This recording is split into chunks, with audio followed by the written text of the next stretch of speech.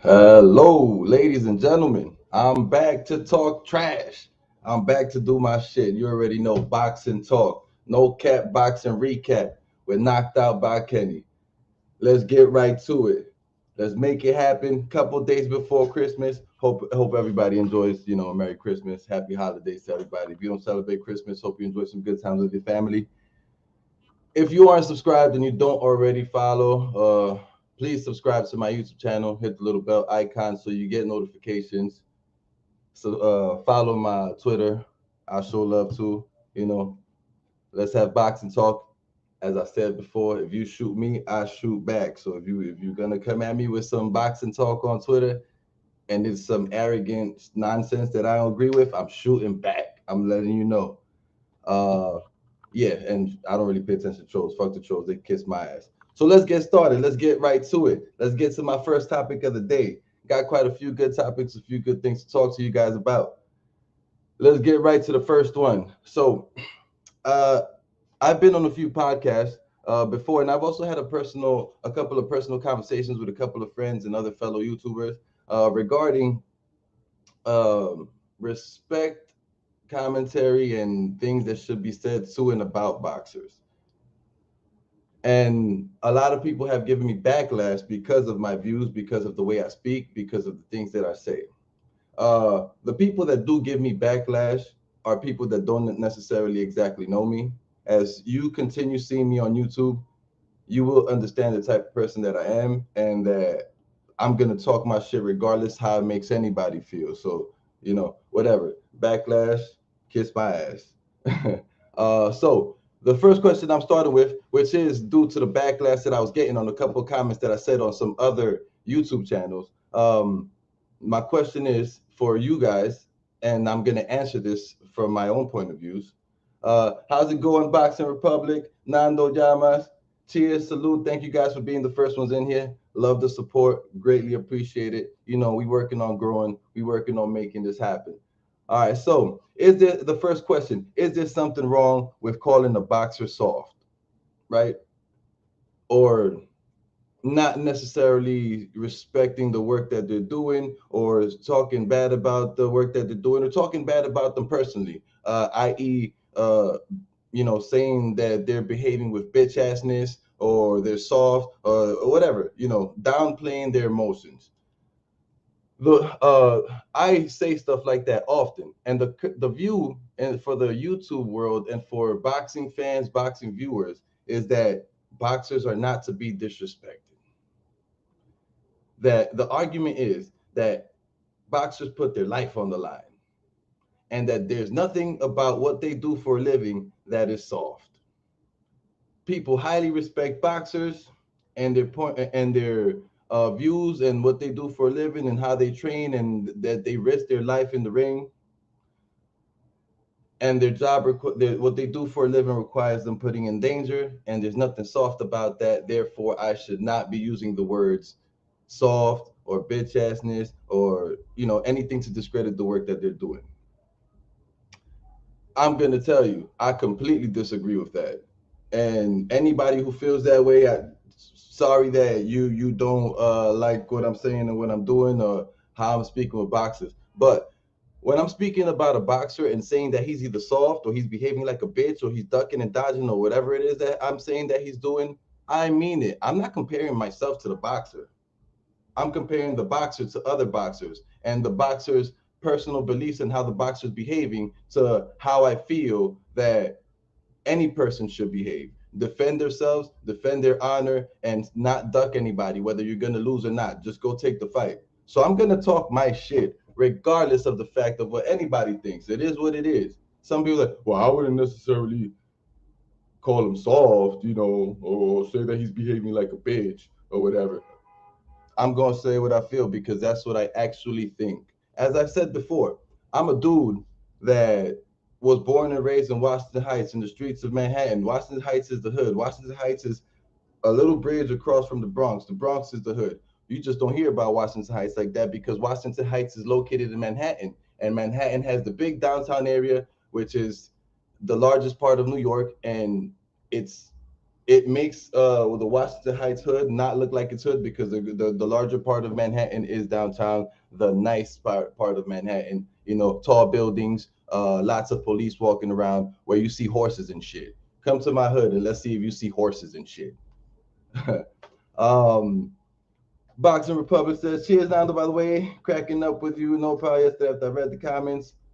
Rent. I'm not sure what that means.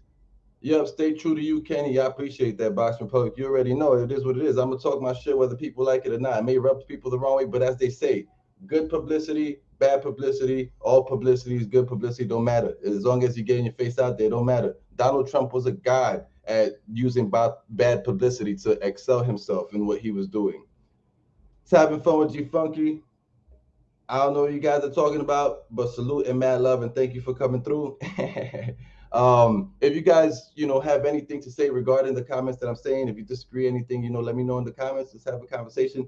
If somebody does want to join, I'll share out the link after a certain point where I get maybe through about half of the show, and we can see what's good with some people joining. But yes, I'm never gonna stop talking my nonsense. I don't care who it rubs wrong. I don't care who it upsets. People you say, oh, but you talking about these boxers like if you'd be willing to box yourself. You'd be talking about these boxers like, bro, you would have never boxed Mike Tyson. Bro, you wouldn't get in the ring. Bro, you guys don't fucking know me.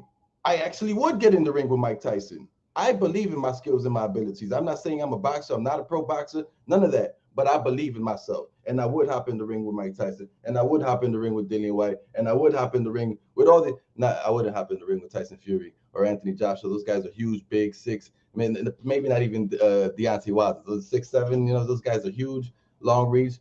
I'm trying to live a long time. But regardless, I'm talking about these guys' personalities and how, like, ducking and dodging is ducking and dodging. I don't care what fans' feelings it's going to hurt. It cry me a river. Nando Yama says, no one is above criticism regardless of occupation. I completely agree. It doesn't matter what you do. You're liable to be criticized. And you may not like what you're gonna hear. Too damn bad. Call me and talk shit about it. You want to meet in person? You want to duke it out? We can duke it out.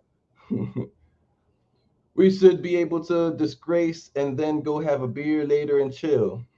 The Boxing Republic. I'll be stitching your corner. Oh look, if I was to fight one of them heavyweight dudes, look, I'm definitely gonna need a stitch in my corner. I'm gonna need a lot more than a stitch in my corner. But you know what? The point of the matter is that I'd be willing to hop in the ring with whatever. Like if this was my field, if I was a boxer, even me not being a boxer, I'd still hop in the ring with these people. It is what it is. That's just the type of personality that I have. You could call it hood, you could call it gangster, you could call it aggressive, you call it whatever you want. I just don't play games. I mean what I say, and I say what I mean, and I will act on with the things that I say. So now that I got that part off of my chest, I spent a good amount of time on that. That I just had to get that out the way because you are going to hear me call people soft. You are going to hear me call people what they is. I'm going to call a spade, and that's that. And I don't care who gets mad. So let's move on from that. I gave that enough time. I shed enough light on that. You know what I'm saying? All right. Our next topic on the recap. Artur Beterbiev versus Marcus Browne.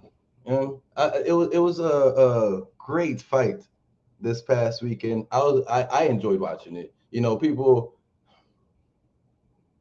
People like your boy, and I'm gonna say your boy to the general public because I feel like the general public loves Andre Ward. Said that Beterbiev looked very beatable. Now, if you watch the fight, Beterbiev had maybe 2 or 3 rounds where Marcus Browne was able to get away with his footwork. He was able to pop shot him and counter here and there. And it looked like Artur Beterbiev was not going to be able to execute his game plan. He wasn't throwing as much. He was kind of just coming forward, trying to dodge and taking a couple hits here and there. And then after that, he turned it all the way up. He got I forgot what round this. He got a gash in the head. After that gash, he turned it all the way up. And before that gash, he has started turning it up. He has already started turning the tide on Marcus Browne. So look, we have a lot of fanboys out there and race baiters and people. Oh, I'm gonna go for this guy because he's black. I'm gonna go for this guy because he's Mexican, or this guy because he's Dominican. Look, I don't care about all that. I care about the best fighter, the best fight. And Artur Beterbiev destroyed Marcus Browne, and he will destroy Andre Ward. And Andre Ward saying that he looked beatable is Andre Ward being a big ass hater. Because Andre Ward is a dude doing what I call sideline dicking. Exactly what Ryan Garcia is doing, talking shit from the sidelines. He retired. He needs to shut the fuck up and stay retired, and that's the fact. That's the fact. And I know for a fact I'm gonna have a hell of a lot of Andre Ward fans talking trash to me. Too damn bad. I don't care. Beterbiev showed me a lot, overcame serious adversity and turned it up to close the show. 100%. 100%. I don't see how anybody could say that Beterbiev didn't look like Beterbiev or looked weak or looked beatable, whatever the hell it is that they're saying. It doesn't make sense right up to me. Beterbiev, bro, he was gushing blood from his forehead. It was dripping. Dudes were saying he looked like Stone Cold. Bro, he looked like so many different people. He looked exactly like Badu Jack in that last fight with Marcus Browne. And the guy, he was boxing. You see him boxing. There was not one time that he came up with his glove to wipe the blood out of his face. Nothing, bro. It's all over his. And he just kept on relentlessly coming forward. Didn't give a damn about that cut. And he savagely put the guy out. Great body shot, and then a straight to the dome. It was over for Marcus Browne. I think Marcus Browne is a very skilled fighter, and I think that Beterbiev fighting Marcus Browne shows us that Beterbiev, he's going up the ranks, he's going up the levels. I think he's great, and I think he looked great against Marcus Browne, who is a very skillful fighter. Although he's gotten beat by a few people, he's still very skillful, and his footwork is great. Too bad that he couldn't maintain, his footwork and his defensive type of skill the entire fight against Beterbiev. And, Andre Ward, I think, is saying that Beterbiev looked beatable because of those first 3 or so rounds where Marcus Browne was able to use his footwork and his defense to continue to move around and keep Beterbiev at bay. But if you ask me, that's 2 or 3 rounds. I want to see what fighter is going to keep that footwork for 12 rounds while getting pounded with those body shots and those face shots and that brutal beatdown. Everybody could talk the shit, but nobody's actually getting in there and making the difference. So, Beterbiev, Marcus Browne wasn't going to stop Beterbiev, and I don't see anybody at 175 stopping or beating Beterbiev currently right at this moment.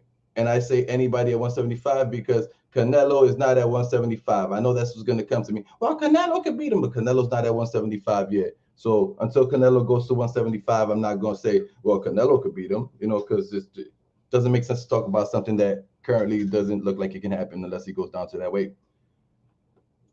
Nancy says, yes, Nando, how many would have just quit? What about the corners? Trust in him by not throwing the flag. I agree. He could have definitely been out of that fight. It looked like they wanted to stop that fight after he got cut. And he turned it up because he's seen the possibility or the chance of the fight being stopped. So, I 100% agree. The guy needs to get more respect than he's given. People be behaving on some clown shit. I don't necessarily agree with it. You got to give props where props to do. As I said, I keep it real 100%. Let's see. Too many boxers would have just ran out the clock or looked to be saved by the doctor. I wholeheartedly agree. Beterbiev was not trying to allow the referees to stop the fight. He was not trying to allow his record to say 17-0, 16 KOs. He was trying to keep that 17 KOs, that 100% KO ratio, and stop and finish the fight how he feels that he should have stopped and finished the fight. Of course, yeah, Browne definitely showed heart. Browne was getting beat up for a while. Those body shots took effect on Browne early. You saw early on he started staying against the ropes. I'm here watching the fight, screaming at the TV, "Get off the ropes!" I didn't go for Marcus Browne or I didn't go for Beterbiev, but I feel like a coach as I'm watching shit. I'm gonna talk my shit, So I was there screaming, get off the ropes the whole time. Because look, if you stay against the ropes, against a dude like Beterbiev, it's like you're telling him, come here, please, knock me out, fuck me up, beat me up. I'm not moving. Come fuck me up. So Marcus Browne definitely showed heart. He ate a lot of punching, but you could tell it definitely started affecting him pretty badly. The body shots as the fight went on, he couldn't continue doing his best defense. His footwork it just didn't happen the way that he wanted it to happen. But he did pretty good in lasting that long. And Andre Ward needs to stop sideline dicking. Fuck all that. Salute, Nebraska in the building. What's good, Steel? Hope all is well. First time seeing you around. Please like and subscribe. Thank you for the support. All right. So, to Andre Ward's question, who would currently beat Beterbiev in that division? If you guys have something for me in the chat, please bring it up because I don't know. I look at the guys that are laterally to him, Bivol. I see Beterbiev destroying Bivol in the later rounds of a fight. The earlier part of a fight will probably be very competitive.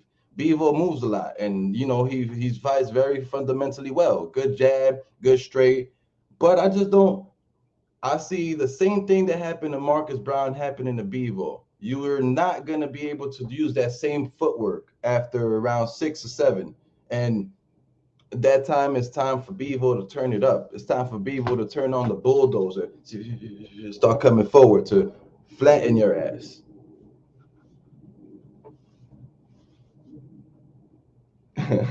Texans, Tejanos always thinking about football.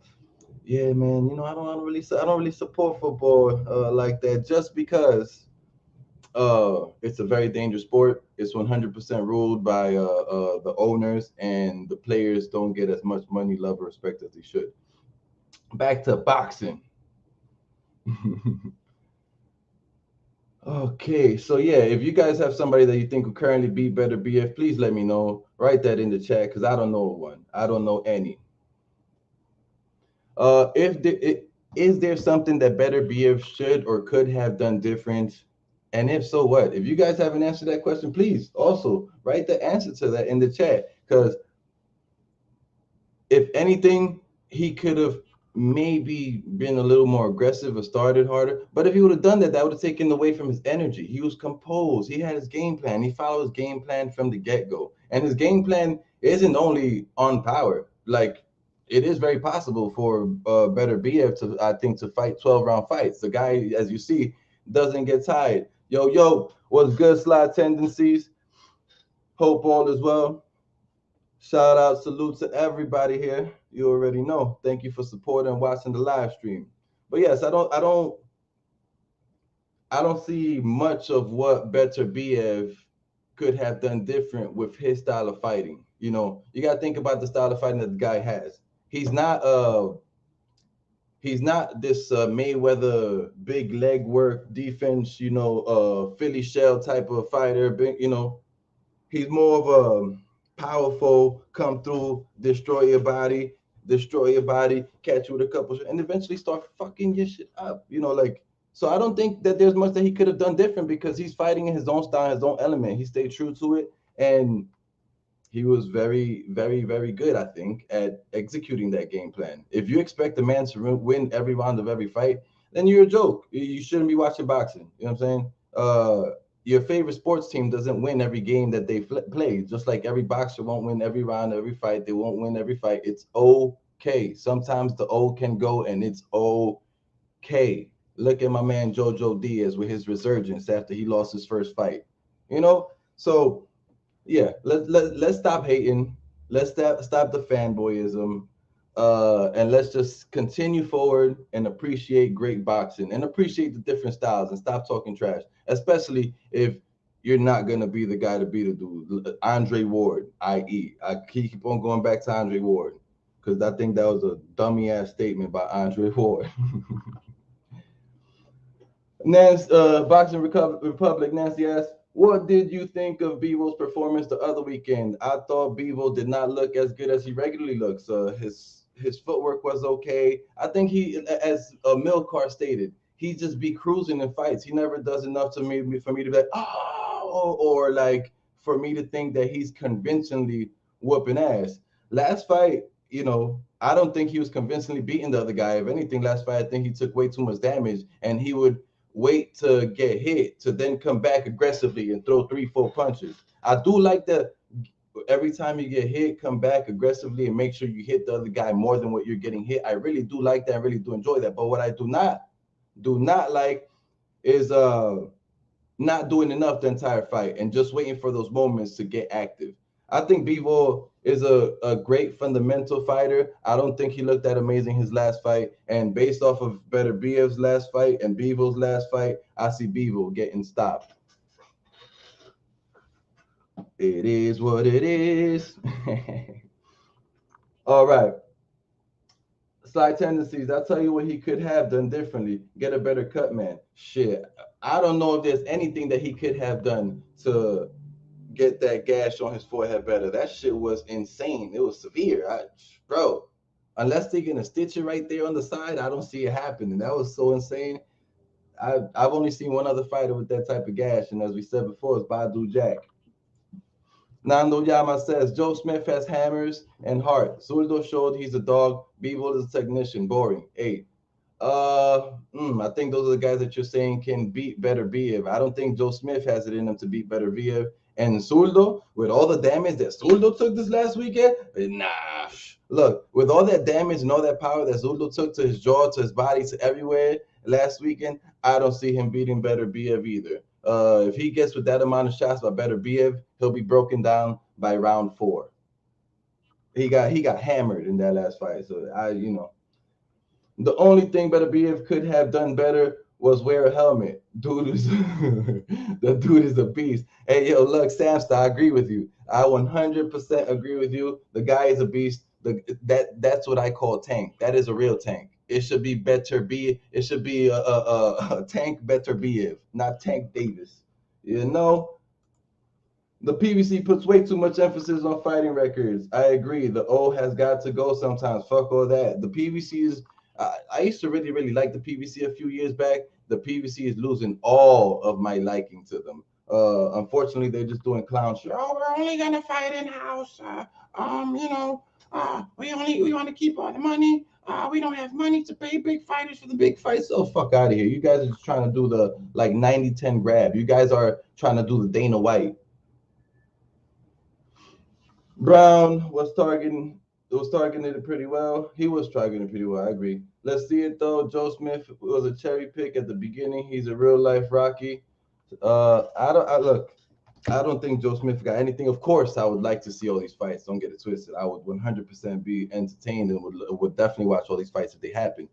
But I just don't think these guys beat Beterbiev. At least with what I saw this last weekend and the weekend before from Bivol and what I saw from Zurdo, and what I've seen in recent fights. But you're gonna see what happens with Joe Smith. I think he's fighting this coming weekend, if I'm correct. So we shall see. Stonteo Media, what's good? Salute. Chilling, brother, chilling. You already know. Thanks, everybody, for being here, supporting me and supporting this channel. If you don't already subscribe, please subscribe. If you're liking the content, like and hit the little bell notification so you do know when I do go live. All right. I think I've beat it with Beterbiev and the Beterbiev talk. You cannot slander the man right now. The man has done great. And dudes like Andre Ward need to shut the fuck up and let the man rock and big the man up. It's as simple as that. Neil Sinclair, salute. Anthony Yard has the best shot at Beterbiev. Nah, bro, I highly disagree. Anthony Yard has a lot of work to do on himself. He looked really good in his last fight versus Lyndon Arthur, but he has a lot of work to do on himself. I do believe he has a strong mind, but he did not look good in that previous fight versus Lyndon Arthur, and he looked really bad when he fought Kovalev and old Kovalev. So I don't think Beterbiev. I don't think Anthony Yard has anything for Beterbiev right at this moment. I'm disappointed in the PBC Fox. Nando Yama says, I'm disappointed in the PBC/Fox. When was the last time they put on a big time fight for free? Bro, I don't know. All they want is money, and it's disappointing, and it's a it destroys boxing fans. It destroys wanting to watch boxing. It destroys making. It destroys the possibility of finding good boxing easily. You know, all these nonsense cards that you think are gonna be good, and now you're paying for these cards and you're watching these cards, and then you waste your money and ends up being trash, and now you don't want to buy the next one because the one you bought was so trash from PBC Fox. It makes you lose trust in the sport if you're not a big time fan. Oh, Beterbiev would beat dude. I think Andre 100% Cap Ward. This dude is a clown. Let's not forget he tried to say he would knock out Wilder some years ago. The man's delusional. Yeah, Andre Ward is a clown. I completely agree. This guy, he's upsetting. His commentary is upsetting. Everything he does is upsetting. Please don't put Beterbiev on the pedestal, Kenny. Look at what happened to Loma. Oh no, nobody's on the pedestal. I'm not a fanboy type of commentator or type of dude. I just think that at the moment, the dudes that I see at his division that are on his level that could immediately go for title, I don't think any of them could be Beterbiev. I don't think he's perfect or amazing, but I don't think any of them could be Beterbiev right at this moment. But anything can happen. As we know, styles make fights. All right, let's move on from this one. I gave Artur Beterbiev a lot of love, a lot of shine. Let's move on to this one. The next fight that I'm going to discuss that happened this past weekend was Joseph Parker versus David Chisora.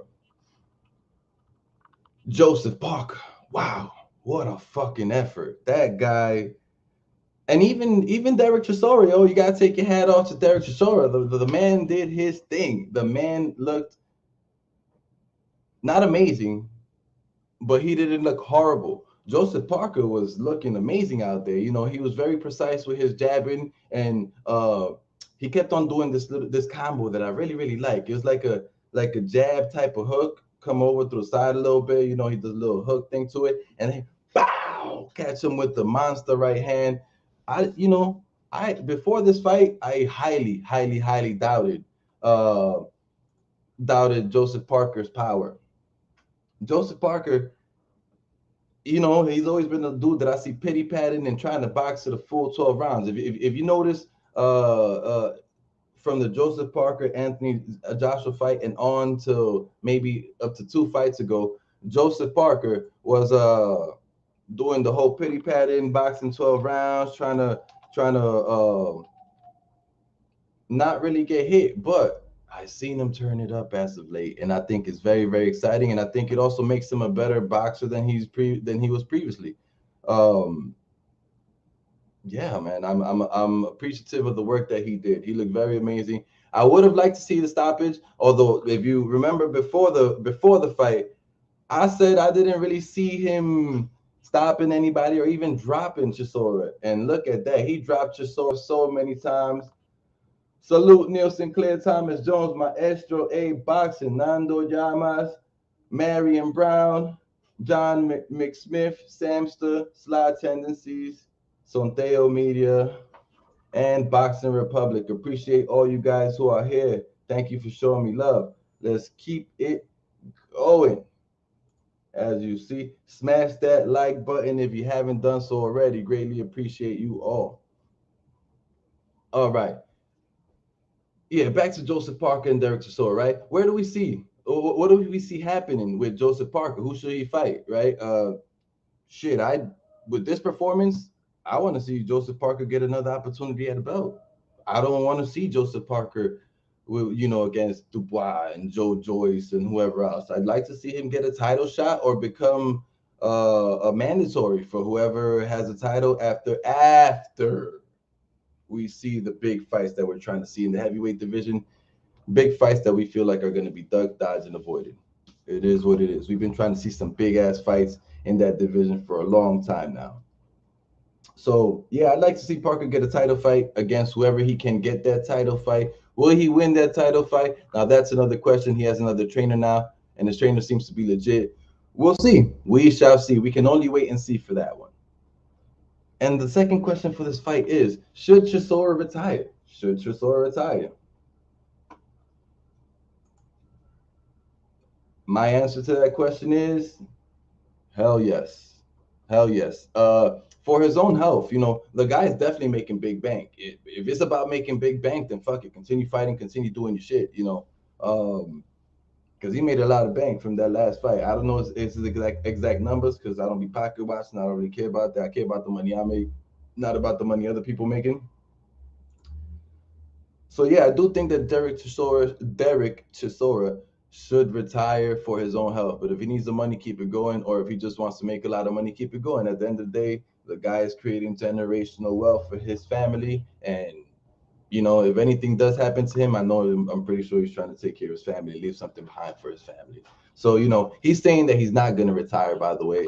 He said, fuck retiring. And I respect that. See, Derek Chisora, he has a feeling and a heart like mine. The guy is a thug. He's a gangster. He's aggressive. He's going to do what he feels. He doesn't care what anybody thinks. You know what I'm saying? He's going to go out there and do it. So I love that. I appreciate that. You got to respect the man. By the way, I thought it was hilarious how he bought everybody Five Guys burgers after that fight with Joseph Parker, and went into Joseph Parker's changing room and gave Joseph Parker's entire team Five Guys burger. They over here cheering with burgers and eating burgers. I thought that was a great scene. I thought that was lovely. And you gotta salute and shout him out for the way that his sportsmanship. I think it was pretty legitimate, pretty damn dope. Gotta respect the man. It is now 2:30, and my guy has now arrived, and we're gonna let him right in the chat and get right to it and start banging and boxing. Salute, Maestro. How are you doing? Mano a mano Wednesday, Kenny. You already know. we mixing it up. We making it happen. We making it big. Do you have any thoughts before I move on to the next quick topic? Do you have any thoughts on Chisora and Joseph Parker? Any thoughts regarding the event? Look, I said it going into the fight. I thought it was important, particularly for Joseph Parker, to put in a good performance if he wants to kind of establish himself or at least maintain his position as a top 5 heavyweight in the sport. I think he's right in that range of top 5 personally. He did very well Saturday. He maintained good distance, closed the gap when he had Chisora hurt.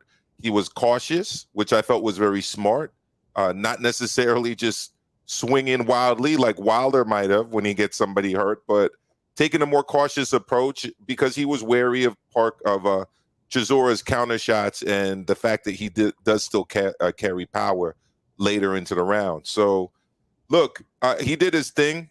I think he's positioned very well. I don't see him fighting Usyk. I don't see him fighting Joshua. I don't see him fighting Fury or Dillian White because those 4 names are all tied up. But I do see him taking on a Joe Joyce, and I would be very, very motivated and interested in seeing that fight. I think that's a great fight, Joe Joyce against Joseph Parker. I do feel that could be a great fight. I just feel like that's more of a discredit type of fight to Joseph Parker. If anything, that will not bring Joseph Parker's stock up. It's going to keep it on the same level, but it could bring the Juggernaut stock all the way up. If you understand. Well, I think it helps. It helps Parker, Kenny. Mainly, I understand your point, but it does help him in terms of the rankings. The Juggernaut's ranked at number 1 in the WBO, and Joseph Parker is ranked 2. So the winner of that fight will fight for the WBO title, whether it's vacated by Joshua or by Usyk. I still don't know whether the WBO title will be on the line in the rematch. It might be, but it also might not be if one of them is if Usyk is forced to vacate it. And even if he doesn't vacate it now, he would likely have to vacate it if he does try to go for a unification fight against Tyson Fury. So either way, Parker and the Juggernaut, Joe Joyce, would want to be positioned for a vacant title or for a mandatory title shot. So that's why I think it's important for Joe Parker to kind of take on the Juggernaut, who's ahead of him in the WBO rankings. I mean, yeah, you're right. I can see that getting him closer to getting a title because, like you said, there aren't any titles available at the moment. I see your thought process. Makes sense. Moving on from Joseph Parker and Derek Chisora. We move on to another event that we had this last Saturday. Gilberto Zurdo Ramirez against Yunieski Gonzalez. I think you gotta give Yunieski Gonzalez a lot of props. He lasted in there a long time, although he looked like he was done by round 2 or 3. The guy was gassed out, and he was only throwing these home run knockout shots. That's what I call them, home run knockout shots. He was throwing these haymakers, like Hail Marys, like the craziest thing you can, the craziest, hardest punch that you can throw. And he was landing some of them to the body and some of them to the face. And he definitely damaged Gilberto, or let me just call him Zurdo. He definitely damaged Zurdo a lot, but it was nowhere near enough to win the fight. Zurdo was still winning almost every round. Zurdo was landing a lot more punches, a lot cleaner punches. They didn't seem to be as effective as I thought. Like, I didn't necessarily either excuse me, I forgot his name. Either the Cuban fighter is either super strong or Zurdo doesn't necessarily have that much power. And I say that because Zurdo knocked him out with a combination of punches. And as tired as the guy was and as out of shape as he was, I'm talking about excuse me, Yunieski. Gonzalez. Yeah. As tired and as beat as he was, Zurdo still wasn't taking him out easily, wasn't finishing him off with 1-2 shots. I think the fight went way longer than should have gone for a guy who was so tired so early in the fight. People big up Zurdo dramatically, and like he has a lot of fans. And people, oh, he's gonna beat Canelo. Oh, he's gonna be. I don't see it from this last fight that happened. I don't see it. I think Bivol beats him. I think Beterbiev beats him. I think shit, I was not impressed by this last fight. Now I'm talking my ass off. Let me hear some thoughts, Maestro. I'm sure you disagree with me. No, I do disagree with a lot of what you said, actually, Kenny. First of all, I don't think Bivol has looked very good in his last few performances. He did. Craig Richards gave him a hell of a fight, and Craig Richards isn't the most experienced guy in the light heavyweight division. Craig Richards is a guy who, hadn't really been tested very much on the world level, and he did really well against Bivol. And you look at his last fight, I don't think Bivol looked very good at all. So, people criticize Zurdo's performance. At the end of the day, he got a knockout. It was against a very skilled fighter, a former Cuban standout, amateur fighter. And Zurdo's not a guy that's known for having one-punch knockout power, really.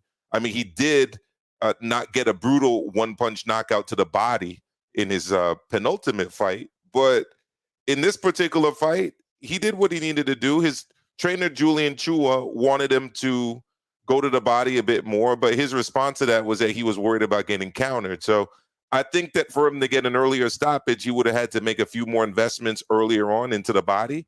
But I think he knew that Gonzalez was tiring, and I felt he knew that he could take Gonzalez's punch, so he was willing to take it more than he might be able or willing to do it against somebody else.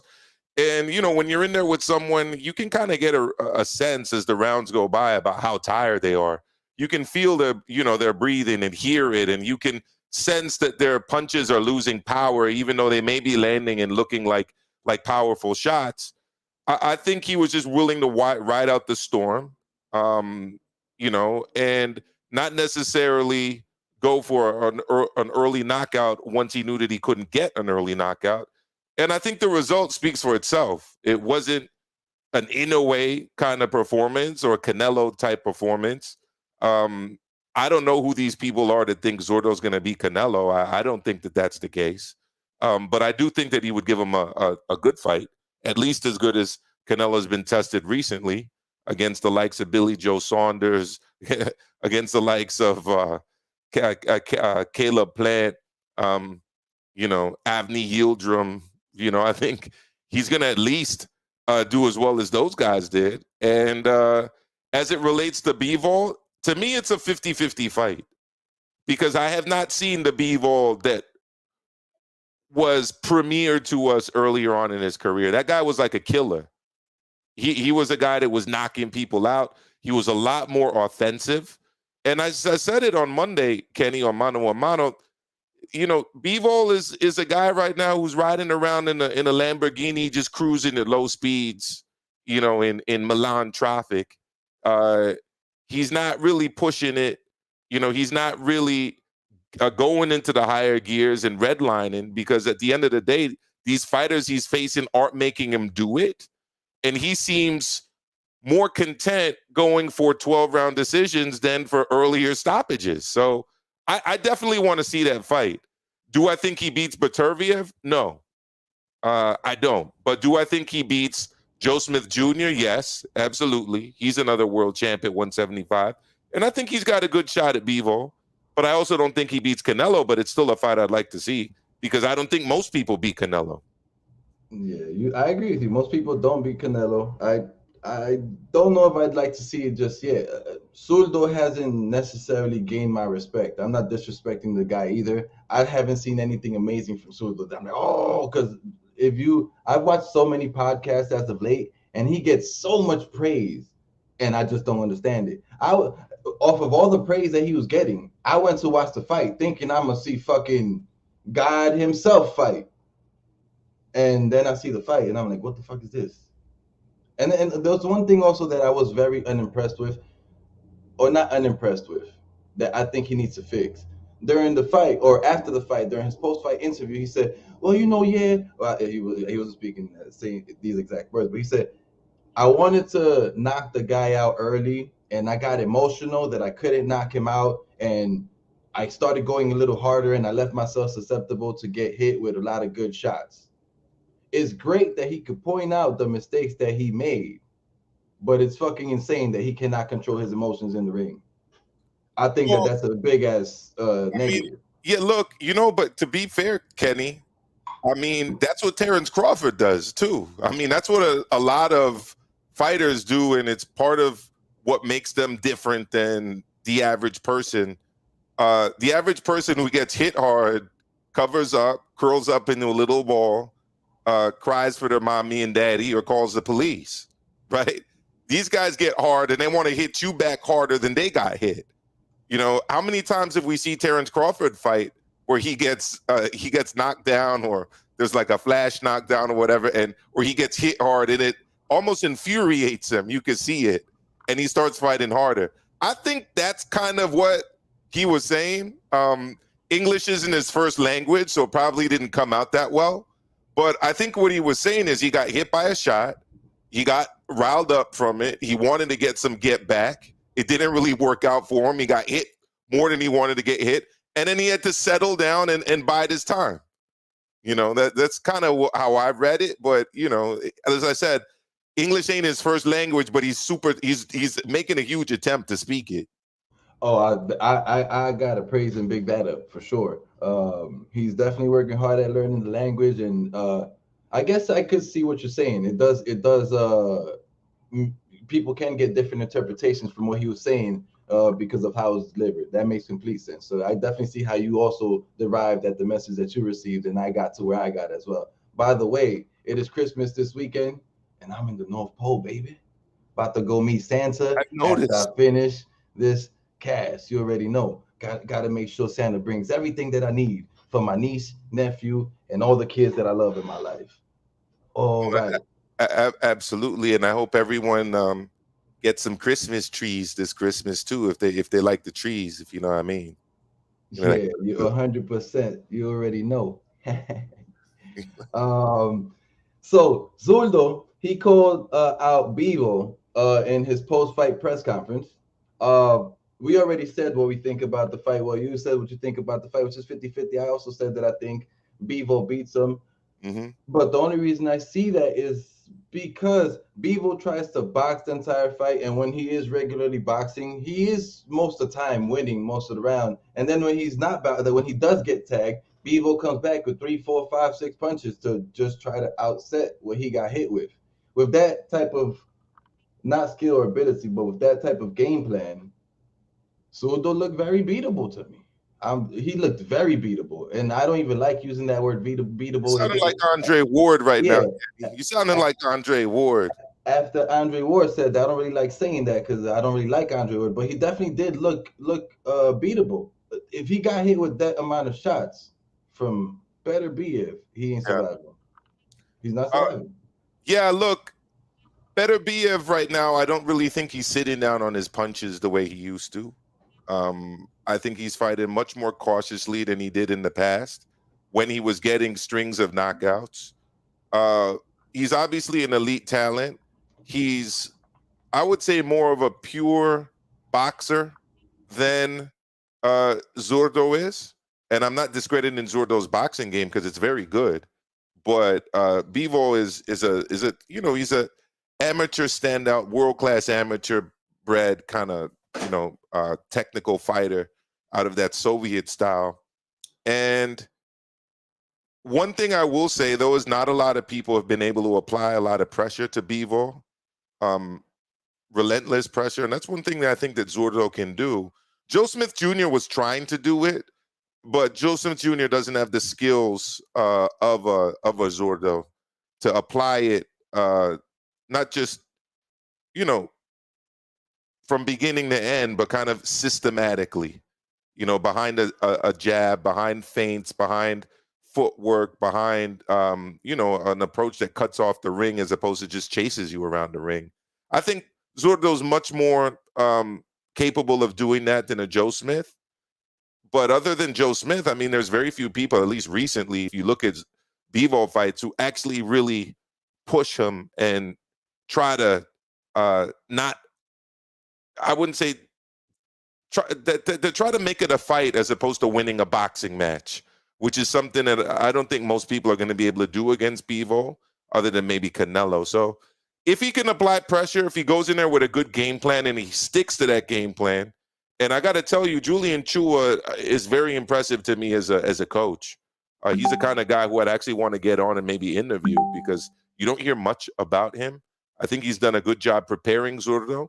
And I also think he's done a really good job between the rounds, giving him excellent corner advice. So if he can game plan something, much in the way that another young trainer like Ben Davidson focuses on like the game planning, I think that they might be able to put something together. But if I was betting, I'd probably slightly at this time lean towards Bivol, but I think it's pretty much a 50-50 fight.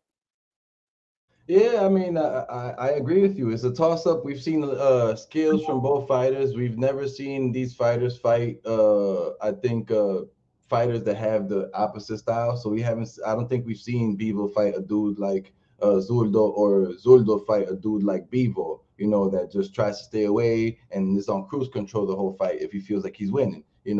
So you're right. It is a toss-up. I do got Bivol winning that fight though, just because I was, I was unimpressed by Bivol 2 or 3 weeks ago, but I was much more unimpressed by Zurdo this last fight.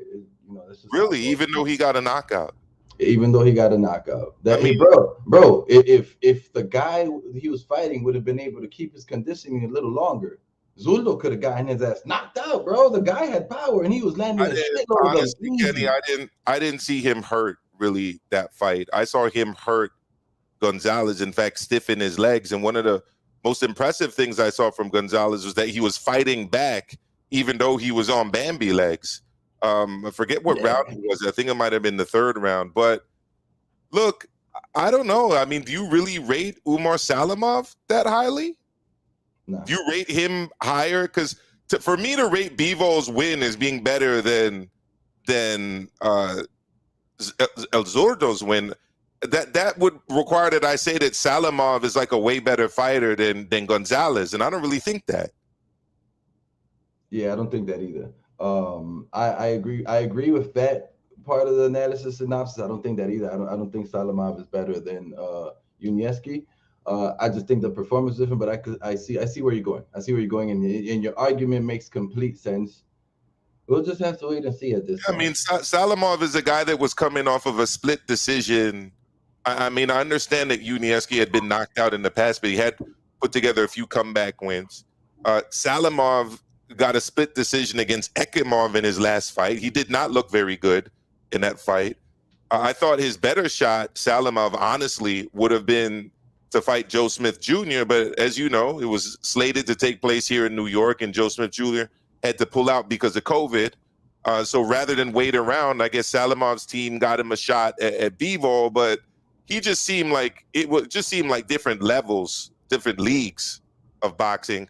I just wish that Bivol could have turned up the heat a little bit more, but that's not who Dimitri Bivol is right now, unfortunately. Hey, I agree with you. I completely agree with you. I have nothing else to say and add on to that. I'd like to see more from Bevo. I'd also like to see more from Zurdo, to be honest. I'm so critical about him just because all the praise. Like the guy must have so much fans. Like it's insane.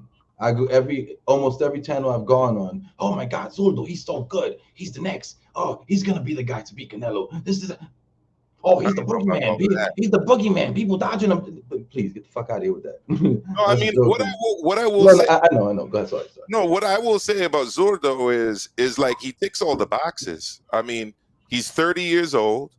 He's had 43 fights, right? He's a former world champion at 168, who's undefeated. He's pretty much 6'3", which is really a good size, honestly, for a light heavyweight. And I don't think he's ever been knocked down. So I mean, he's ticking all the boxes. Honestly, I don't understand why he's not a bigger star, considering he's coming out of Mexico. A former world champion. I kind of knock it up. I kind of blame Top Rank, if I'm going to be honest. I don't think they did a really good job at marketing and promoting him. He had the wins against Jesse Hart that a lot of people remember.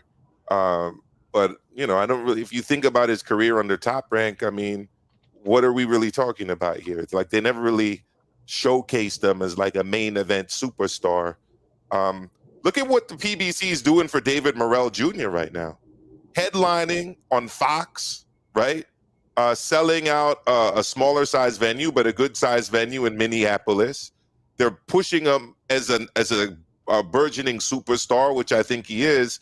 I never really saw Top Rank give Zurdo that kind of treatment personally.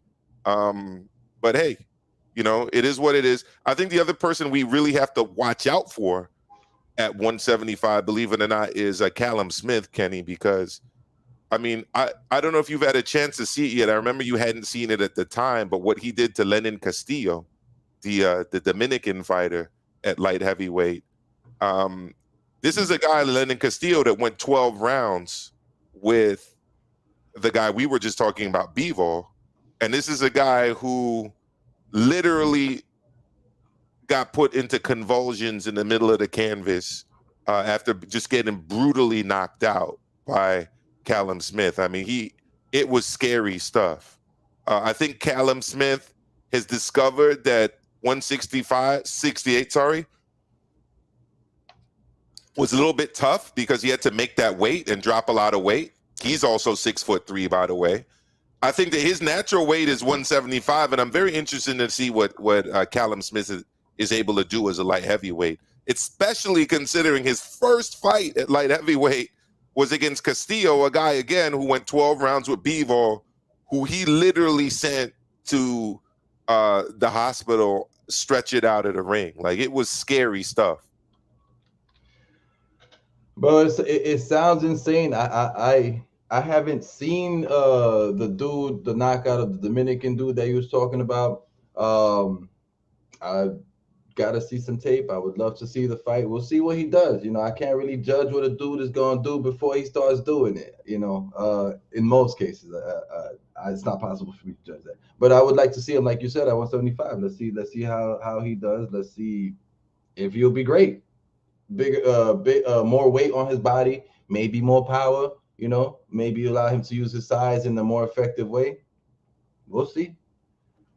But let's move on from Zurdo, right? I feel like we've been speaking about Zurdo for a while, and it is what it is in his division as well. That is. Well, Gary Russell Jr., I'm just looking here on Boxing Scene. I usually do a morning and afternoon read of Boxing Scene. Well, couple things. Gary Russell Jr. is going to be fighting Mark Magsayo in a Showtime triple header on January the 22nd. See if that fight's in DC or where that's going to be taking place. It's going to be taking place in Atlantic City, New Jersey. at the Borgata Hotel. Mark Micheo was pretty exciting last time I saw him fight. Got a good style, kind of a pressure fighter. Um, you know, they were getting ready to rob his ass, if you remember, against Julio Ceja, and he ended up getting the KO. I believe Ceja was up on like cards in that fight, even though Micheo was like dropping him so many times. So that he's getting it. It's a undefeated fighter, up and coming guy, 26-year-old out of the Philippines. I'm actually looking forward to that. You know, people complain a lot about Gary Russell Jr., but most of the time he is in there against, you know, highly ranked opposition because he mostly only fights his mandatories. I don't know if Mark Micheo was a mandatory for him, but Mark Micheo is a good fighter. I'm definitely looking forward to that. And it says here on the undercard that contenders Subriel Matias, who I believe is Dominican, Kenny, if I remember correctly, is going to be fighting Petros Ananyan in the co-feature.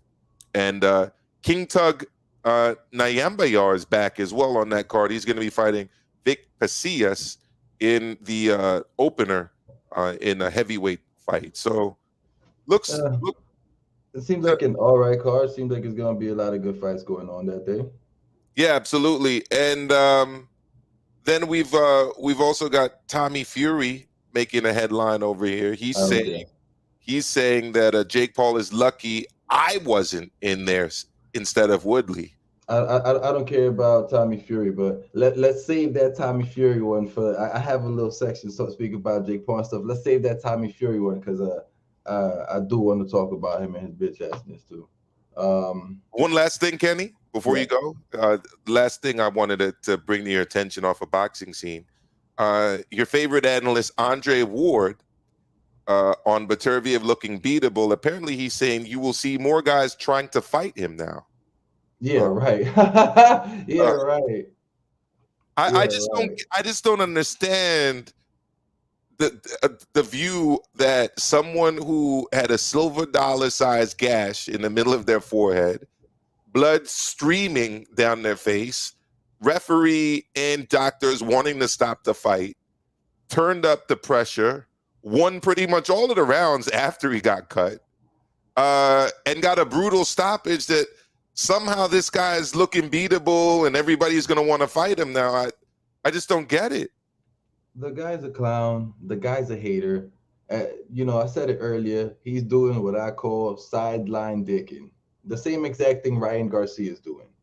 Not fighting and talking shit about current fighters.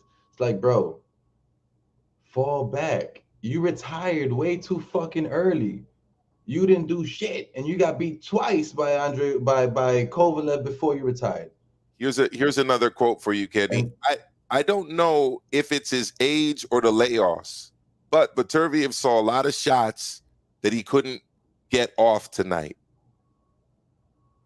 You will see more guys trying to fight him now. Wink emoji. Apparently, he tweeted this. Whatever, you've said everything that can be said about that. Man, this guy rubs me the wrong way so badly. He's so cocky. He's so unaccomplished as a boxer, if you ask me. I mean, he got a shitload of fanboys though, and the only thing that he's good for, or tries to be good for, is to do the LL Cool J and lick his lips on camera. He don't do shit besides that. The guy, man, he could kiss my ass.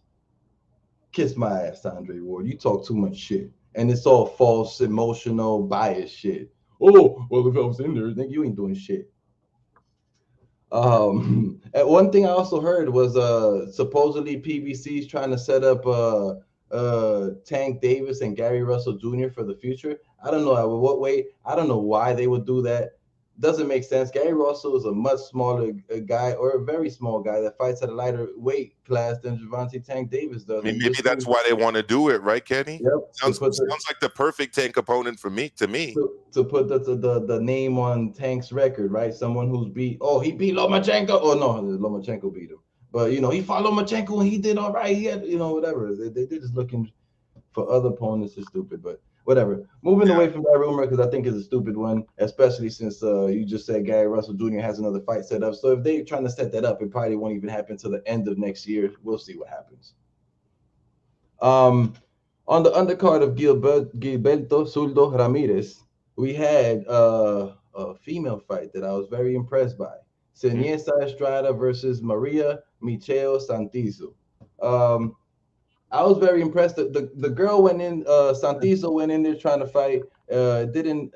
She was a little small, a little undersized, and didn't have the power at all to compete with Seniesa. Although Seniesa did get caught by a few shots in between her shit that was stopping her, but she came forward and she came in like a savage. I also really loved her ring walk and her attire, bro. She came in with the Superman cape or Superwoman cape. You know, this is not only about men here.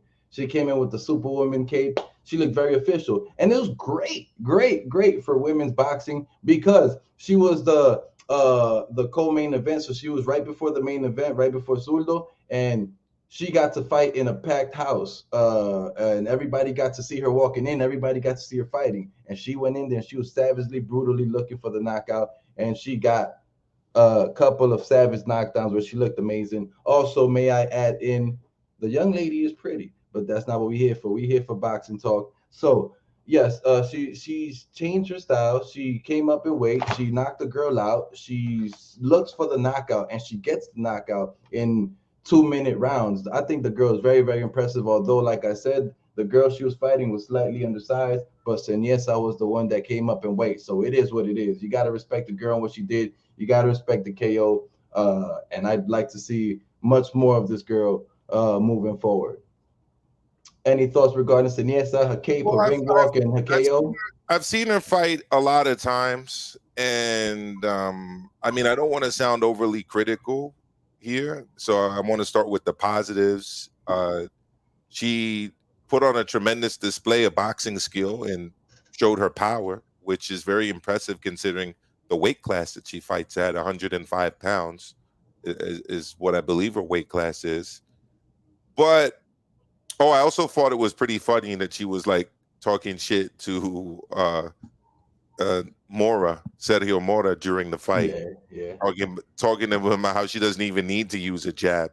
Which is going to bring me to my next point. There's so many mismatches in women's boxing. This was not a competitive matchup. This was not fair competition.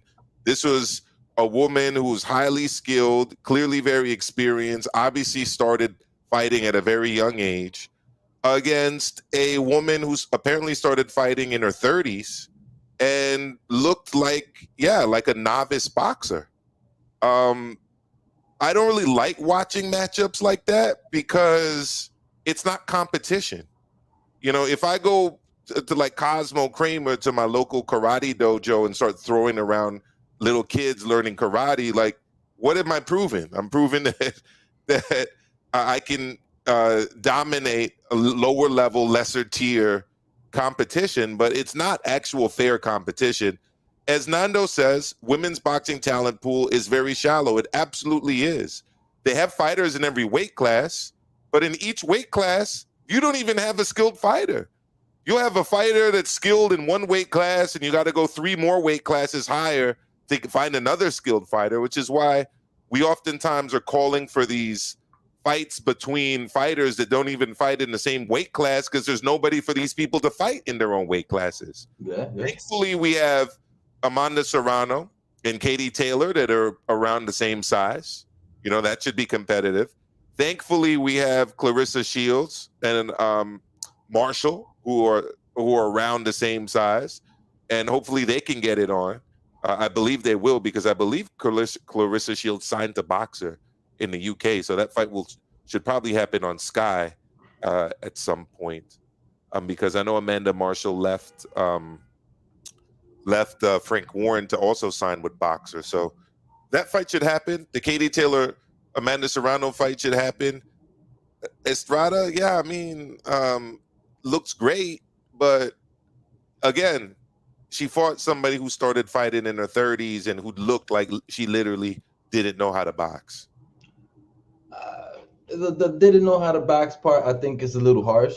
I think she was just undersized and couldn't take the power of Seniesa, because she went in there and she actually was boxing decently. She was definitely hitting Seniesa in between her combinations. She was definitely getting punches off, and she looked all right with her defense. It's just I think she was undersized, like you said, not as experienced. And when she got hit with the power right hand, it put her down twice. And after the second time, the referee was like, nah, nah, nah, nah. I mean, I Yeah, understand why he was like that, because it I'll was amend my statement. Couldn't box at the championship level. I mean, yeah.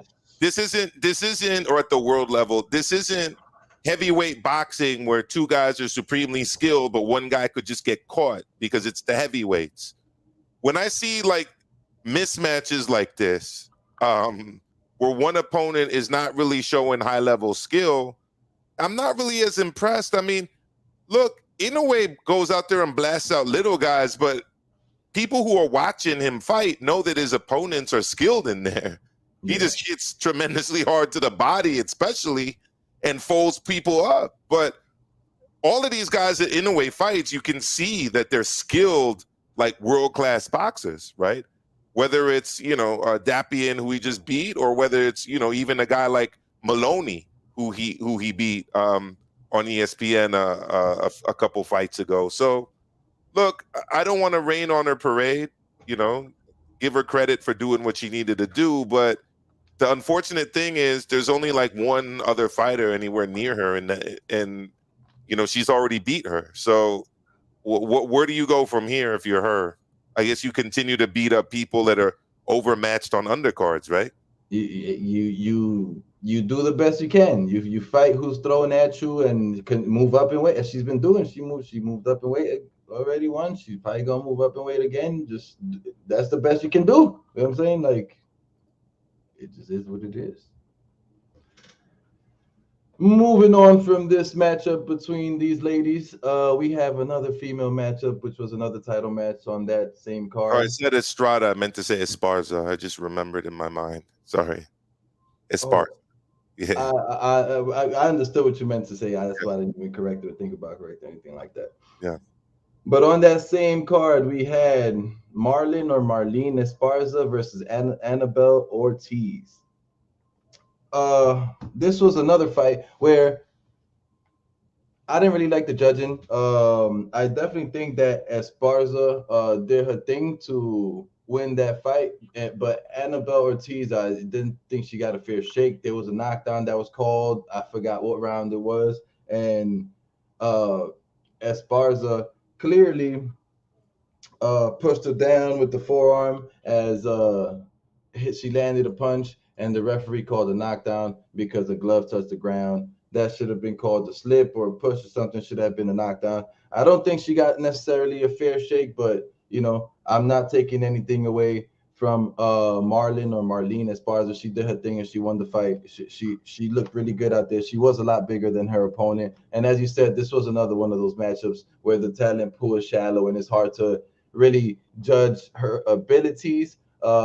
It's really difficult to judge her abilities by the competition that she's going up against because, as you said before, the shallow pool is like. Bro, both of these fights were title fights.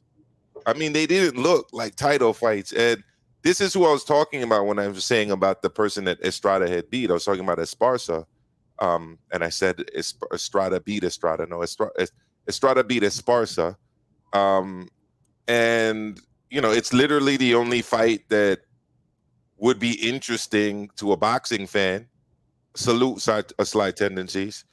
And Kenny is killing it. Hit the like button, hit the subscribe button, everybody.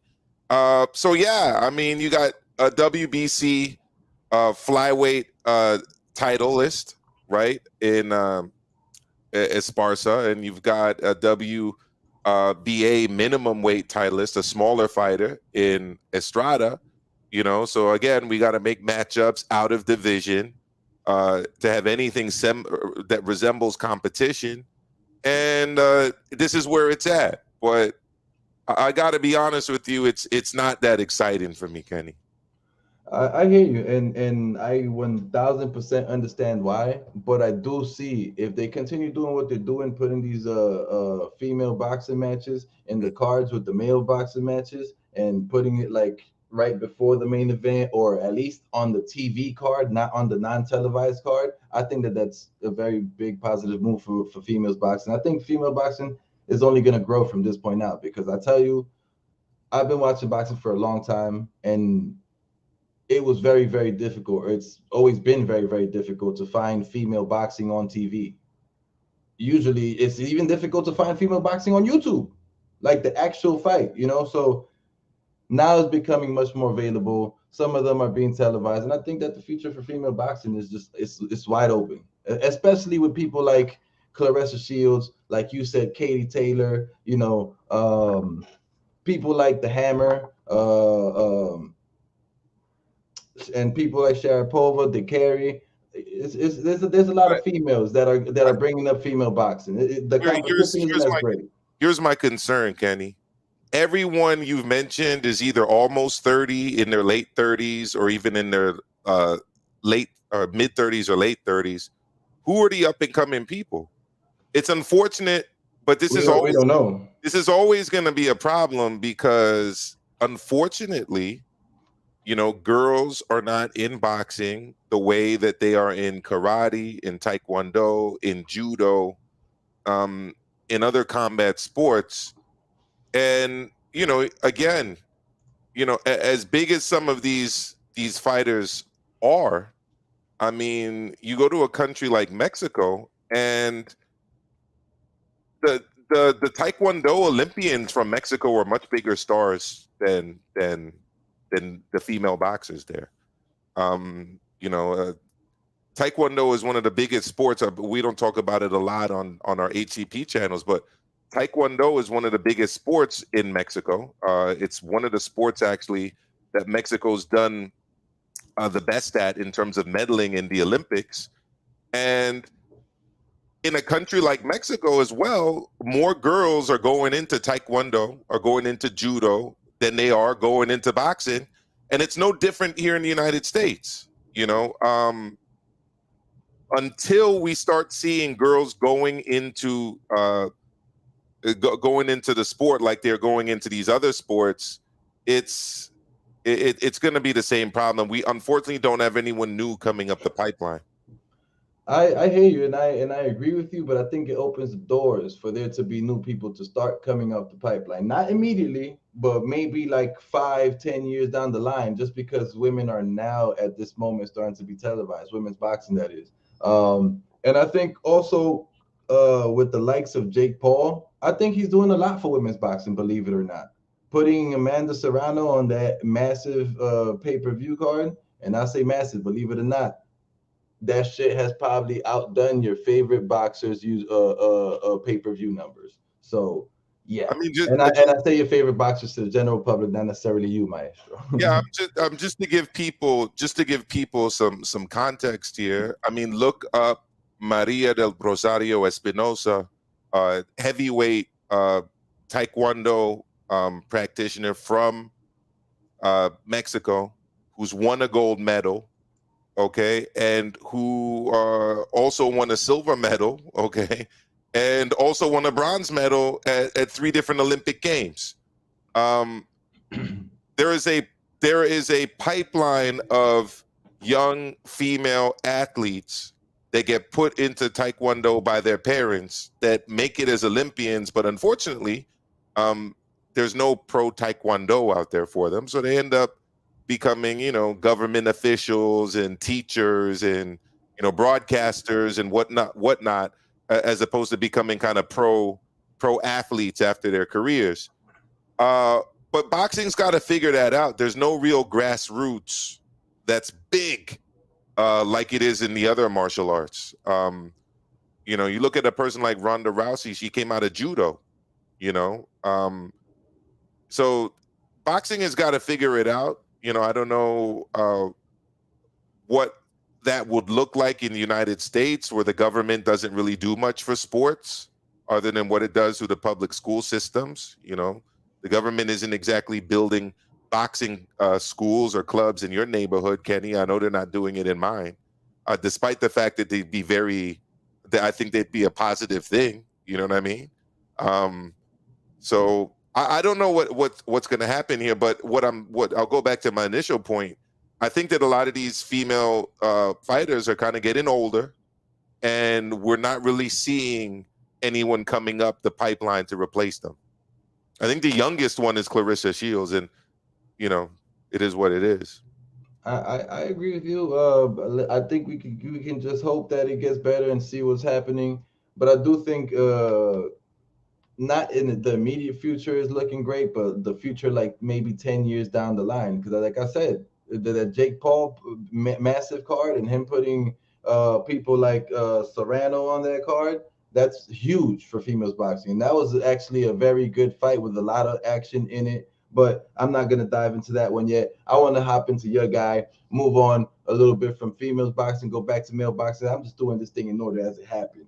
So David Morell Jr. That is your guy, Emil Carr. Your guy this way points it the wrong way. That is your guy. So I wanna hear from you, man. I know he looked amazing. The fight, just to break down the fight, he looked amazing. He was very fast. His footwork was amazing. He was very strong. He was very aggressive, but smartly aggressive. Not just I'm gonna go in there throw punches like a madman and get countered and get hit. He was aggressive in a smart way. And he got his 4th round stoppage, looking like a beast. I think he's ready. My question to you, Maestro: how much longer till he gets a title shot, and is he ready for a title shot? Well, to me, he's ready for everyone except for Canelo. I see him being competitive against everyone except for Canelo. When you look at his record, okay, this is a guy who fought in his 3rd fight, a guy, Lennox Allen, that was undefeated at 22-0, okay, and beat him for an interim WBA title. All right. He then was elevated to the regular championship in his 4th fight, or is that 5th fight, when he fought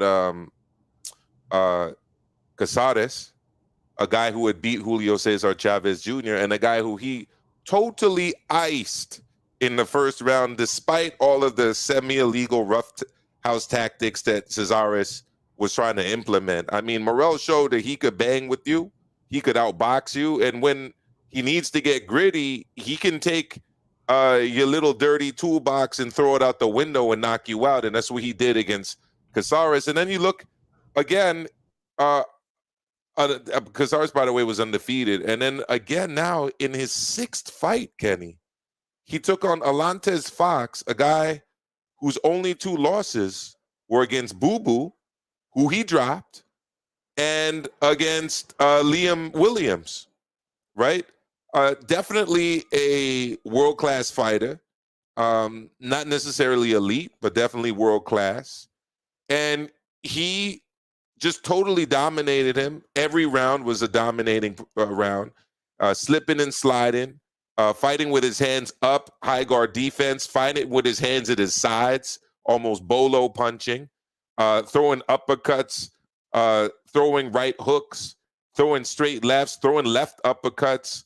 It was a beautiful thing to watch. And, I mean, it was so dominating that at the end,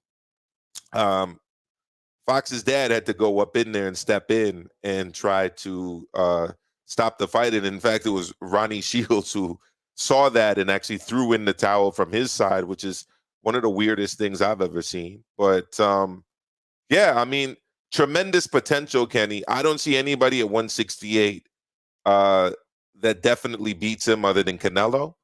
And I think he's at least even money against Benavidez for PBC bragging rights at 168. I think he's better than Caleb Plant, and I've been saying that for a while. And this is fucking insane.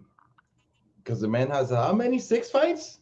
That was his 6th fight. He fought for an interim title in his 3rd fight, Kenny. Shit, for us to be speaking like this about this man, he's skilled. This Cuban fighter comes from a good background of fighting. Cuban boxing is very, very well known and respected, just like Mexican boxing and quite a few others. But David Morell Jr. is looking like he is ready for the top. And to answer Nando's question, will the PBC put him in with Plant, Benavidez, or Jamal? I don't see why not. They have nothing to lose. all those are PBC fighters. He's also a PBC fighter. And the way that he's looking, I think he'd probably beat Plant, probably beat Jamal, and Benavidez would be his biggest test. And I would love to see every single one of those fights. And I don't see why they wouldn't make it, because the reason they don't make fights is, you're on the wrong side of the street. They don't want to relinquish belts to another promoting company, another promoting body, and then not have any power, any promotional power, because then they got to adjust and adhere to whatever it is that the other promotional company has, the other promotional company that has the belt. So they like to keep the belts in-house, unfortunately. Team Batman Boxing, thank you so much for supporting. Salute, brother. So if we did see, last question about David Morell for you, Maestro. If we did see David Morell Jr. against the champ, fighting for a belt, which champ you think would be the best one for him to fight first and the most winnable? Well, it's an interesting question, Kenny, because David Morell Jr. actually holds the WBA regular title at 168. Regular as in the not official, right? The Canelo's got the super title and he's got the regular title. We all know that that's essentially a title that gives you a mandatory shot at the real champion. So the only guy with titles in the division, if you don't count his regular title, is Canelo. And I don't see Canelo fighting him. So if Canelo moves up and these titles get vacated, well, one, he'll be elevated to super in the WBA, I assume, because Canelo won't have the title anymore. And then he can try to unify with whatever other people are contesting for these titles. I would assume that would be David Benavidez, because Benavidez is fighting David Lemieux for the WBC interim title. And if Canelo vacates and moves to 175, then the winner of that fight will be elevated to full champ. So we're in a situation right now where if Canelo stays, he's the guy. If Canelo leaves, these titles get vacated and these guys get upgraded. So it would essentially be David Morell Jr. versus David Benavidez for the WBC and WBA unified title, as I can see it. Not quite sure what would happen with the IBF if Canelo vacates. I can look at their rankings right now, but that would be my reading of what would happen with the WBC and WBA, and that's my reading of that. I hear you. I don't know if Canelo would vacate 168, because you saw what happened when he moved up to 168. He still retained his titles at 160 and said that he'd go back down and fight at 160 if he had to defend the titles, but he never went back down to 160. But he didn't, though, Kenny. If you remember, he didn't. He basically was made franchise, and then they made Charlo the champ. You remember? I mean, yeah. My point is just that his name is still listed in the rankings for 160, and he could, I'm pretty sure he could go back down and fight whatever. But I would say that I agree with you that if he does move up to 175, he should relinquish the belts, because look, that going up and down, up and down, up and down the weight, that takes a lot of effect on the dude's body. And Canelo isn't a super young dude anymore, and he's at the point where he's chasing legacy. I'd say just if you're gonna fight at 175, fight at 175 and stay there. Yeah, that's my opinion. WBO, it's Zach Parker, and then we have as number 1, Benavidez is number 2, Lemieux is number 3. IBF, the top 2 guys are actually unranked, and you've got Evgeny Shevchenko and Aidos Yerbosnuli ranked 3 and 4, followed by David Benavidez and Zach Parker. So Zach Parker's up in the mix too. Matter of fact, if I'm David Morell, why not just go over and take on Zach Parker? Why don't you go out to England and take on Zach Parker, make an international name for yourself? If I was managing him, and I had the pleasure of speaking to his manager Sunday morning, I was trying to get him on our show, but he couldn't do the time. He's got total confidence in the kid. Yeah, let's go. Let's go to England. Let's take on Zach Parker in England, and let's build an even bigger name, and then come back to the U.S. and try to do it. I would go for maybe the winner of Daniel Jacobs and John Ryder, which I think should be a pretty good fight. That fight's going to be taking place in England in the new year. And based on how Daniel Jacobs looked in his last time out against Gabriel Rosado, I'm not saying I thought Rosado won, but it was definitely a lot closer than Daniel Jacobs had everybody believing it would be. He was doing a lot of talking before that fight. So he always does. You know, I think John Ryder is going to give him a really good shot, a really good fight, especially with that southpaw style and that aggressiveness that he brings. I mean, he did a really good job against against Callum Smith. Hopefully Ryder doesn't get robbed. Right? Hopefully Ryder doesn't get robbed, bro. Yeah, no, but it's in England though. So okay. Yeah, Jacobs is actually going out to England for that fight. So yeah. We'll see. That makes a big difference. Hopefully Jacobs doesn't do the stinker where he goes up in there and doesn't throw enough punches and then tries to verbally convince everybody that he won the fight. But lastly, another fight for Morell might be Anthony Dog Durrell, right? Nah, fuck that. He's with the PBC, right? Morell would get some type of I guess notoriety from it, but I think the Dog Durrell, I think it's time for him to retire. That's just my take. Yeah.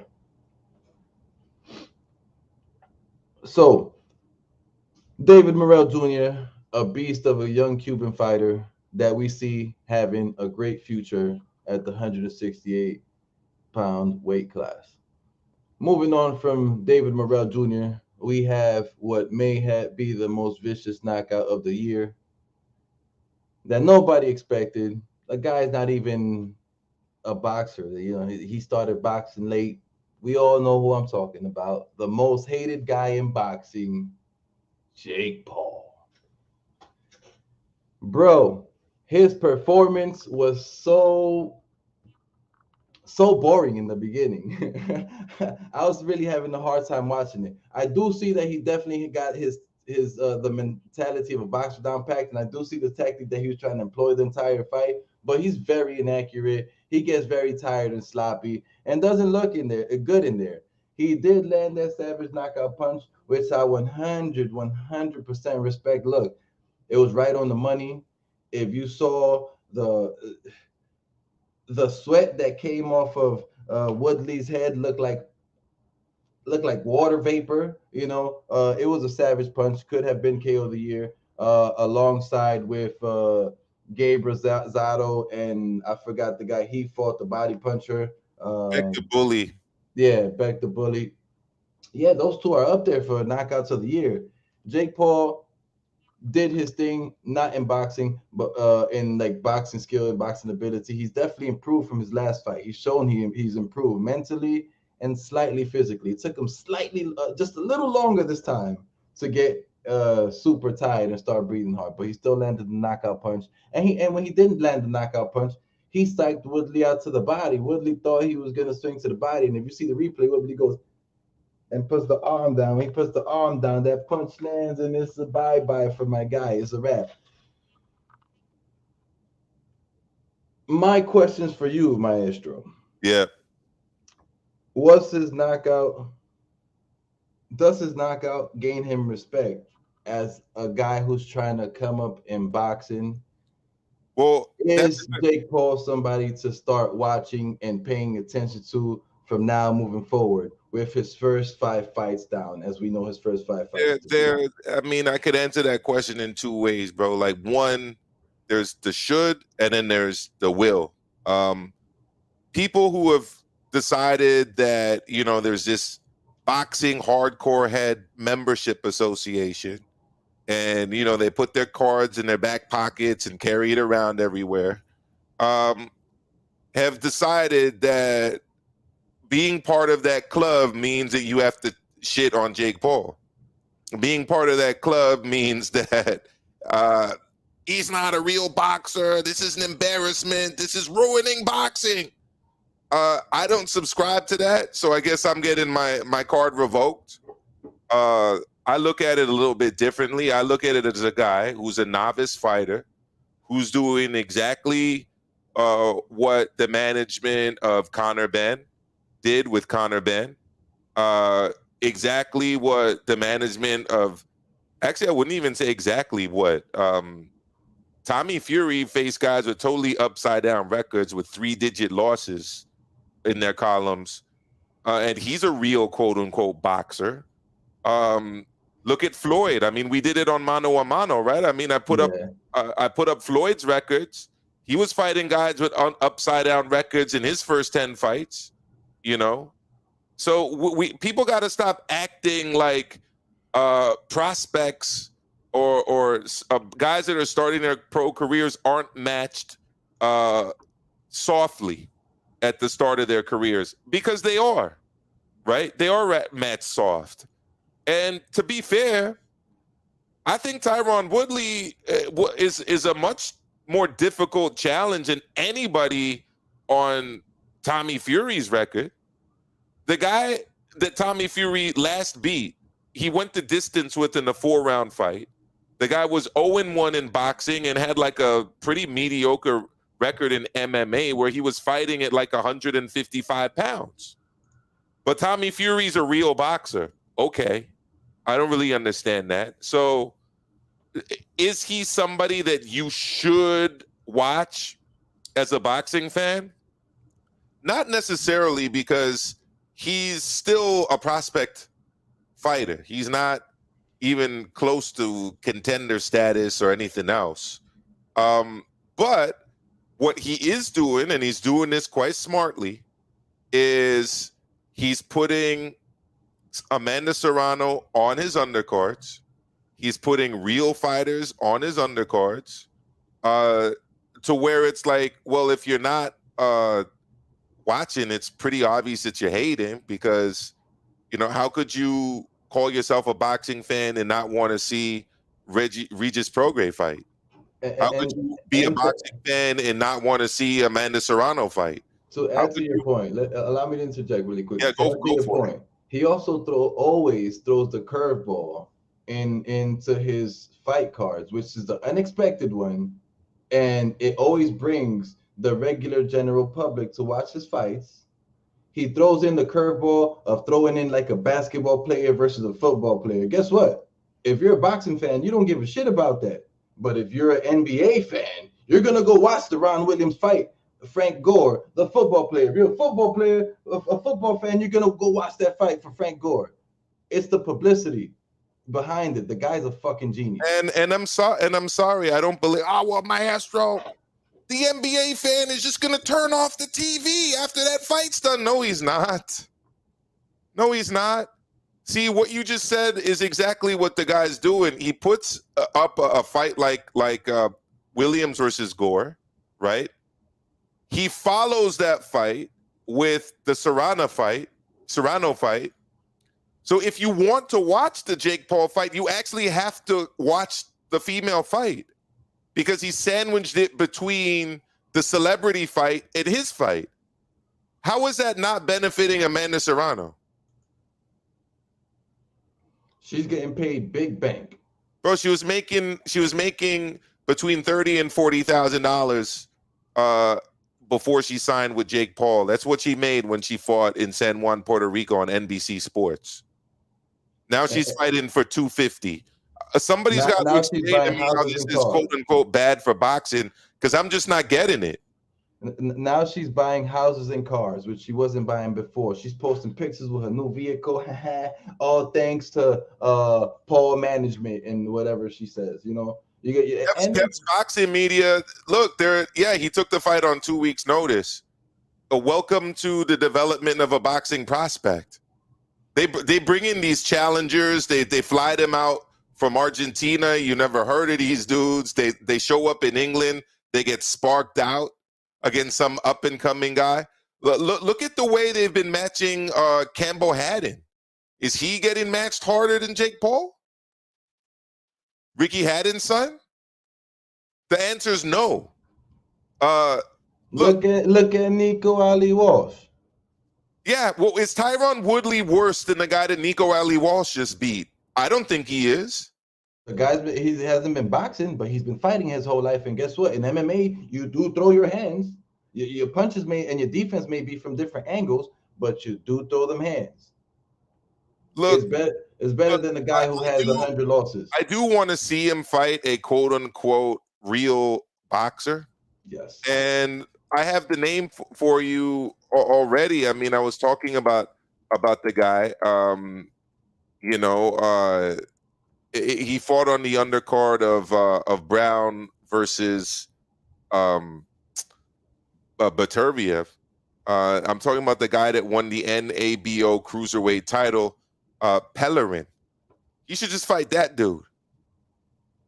Fight him, take that NABO title. That guy's a real fighter. He's got, double digit fights.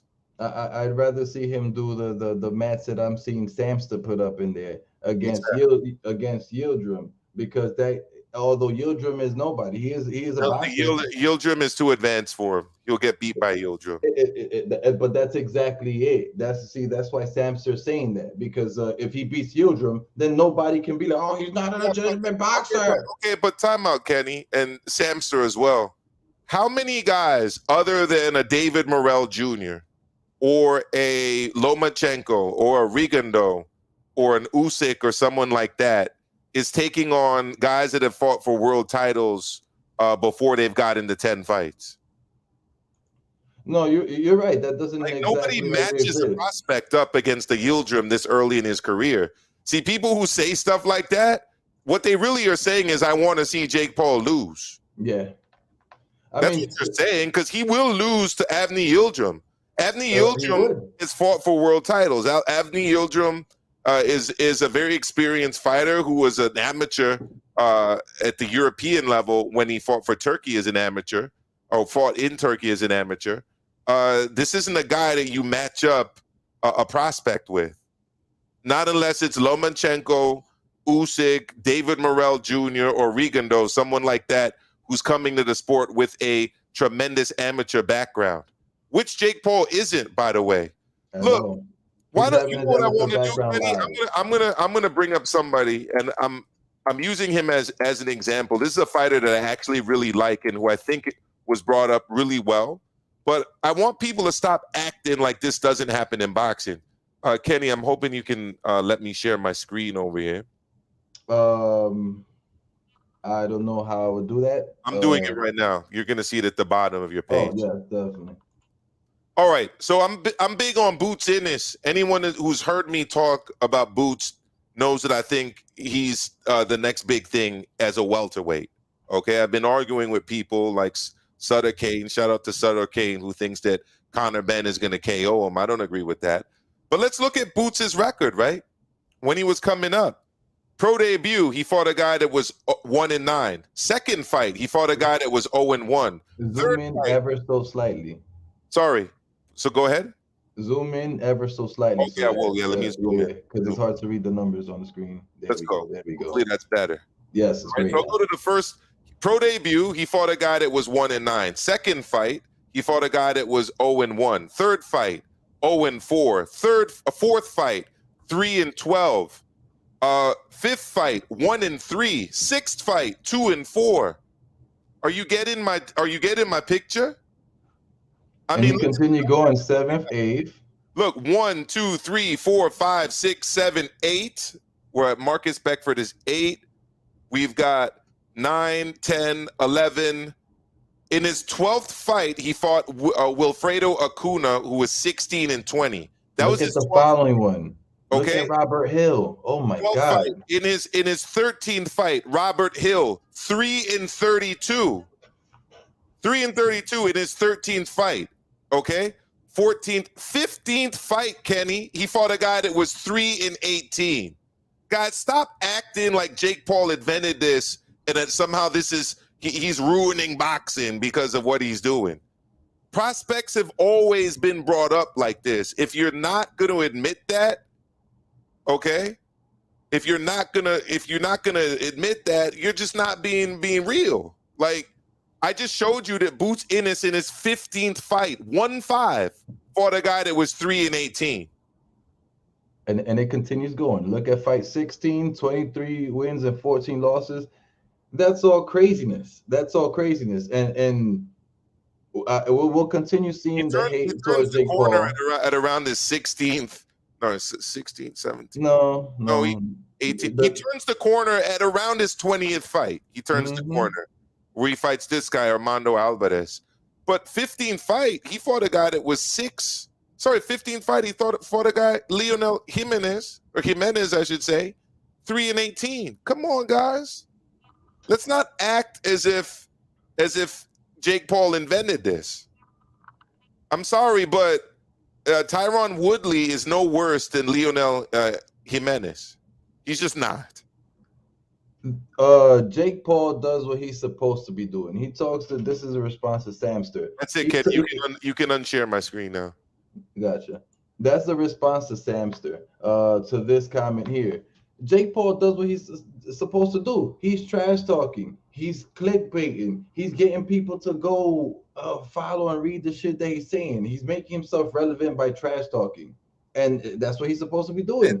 Let me ask you something. And eventually, he may actually fight Yildirim. That fight can actually happen in the future, unless Yildirim is just too old at that point. Hold up, wait a second, because to me, it's like there's a lot of the visceral reaction, the visceral reaction to Jake Paul reminds me a lot about the visceral reaction to Donald Trump, right?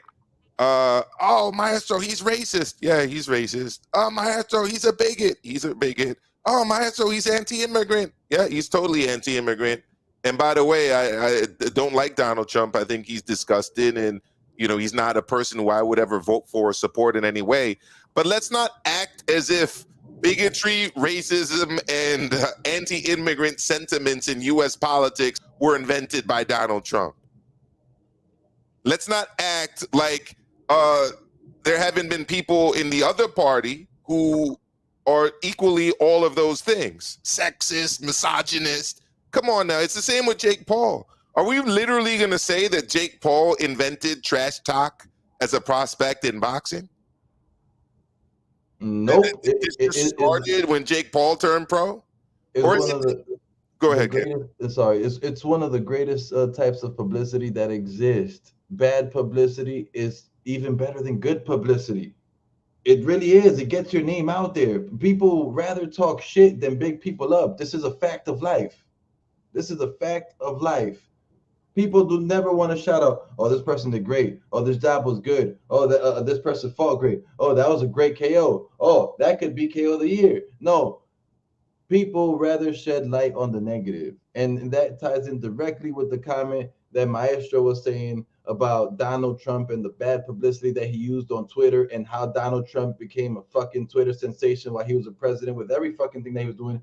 He gained so much followers with all the negative trash that he was talking about than all the positive things that he may or may not have done in his life. That I'm assuming that brings it home, right, Amilcar? The bad publicity is good publicity. Yeah, I mean, look, a trash talk is nothing new. I remember when I was younger that there were these two dudes coming out of here in New York, Jadon Condrington and Curtis Stevens, and they were referring to themselves as the chin checkers.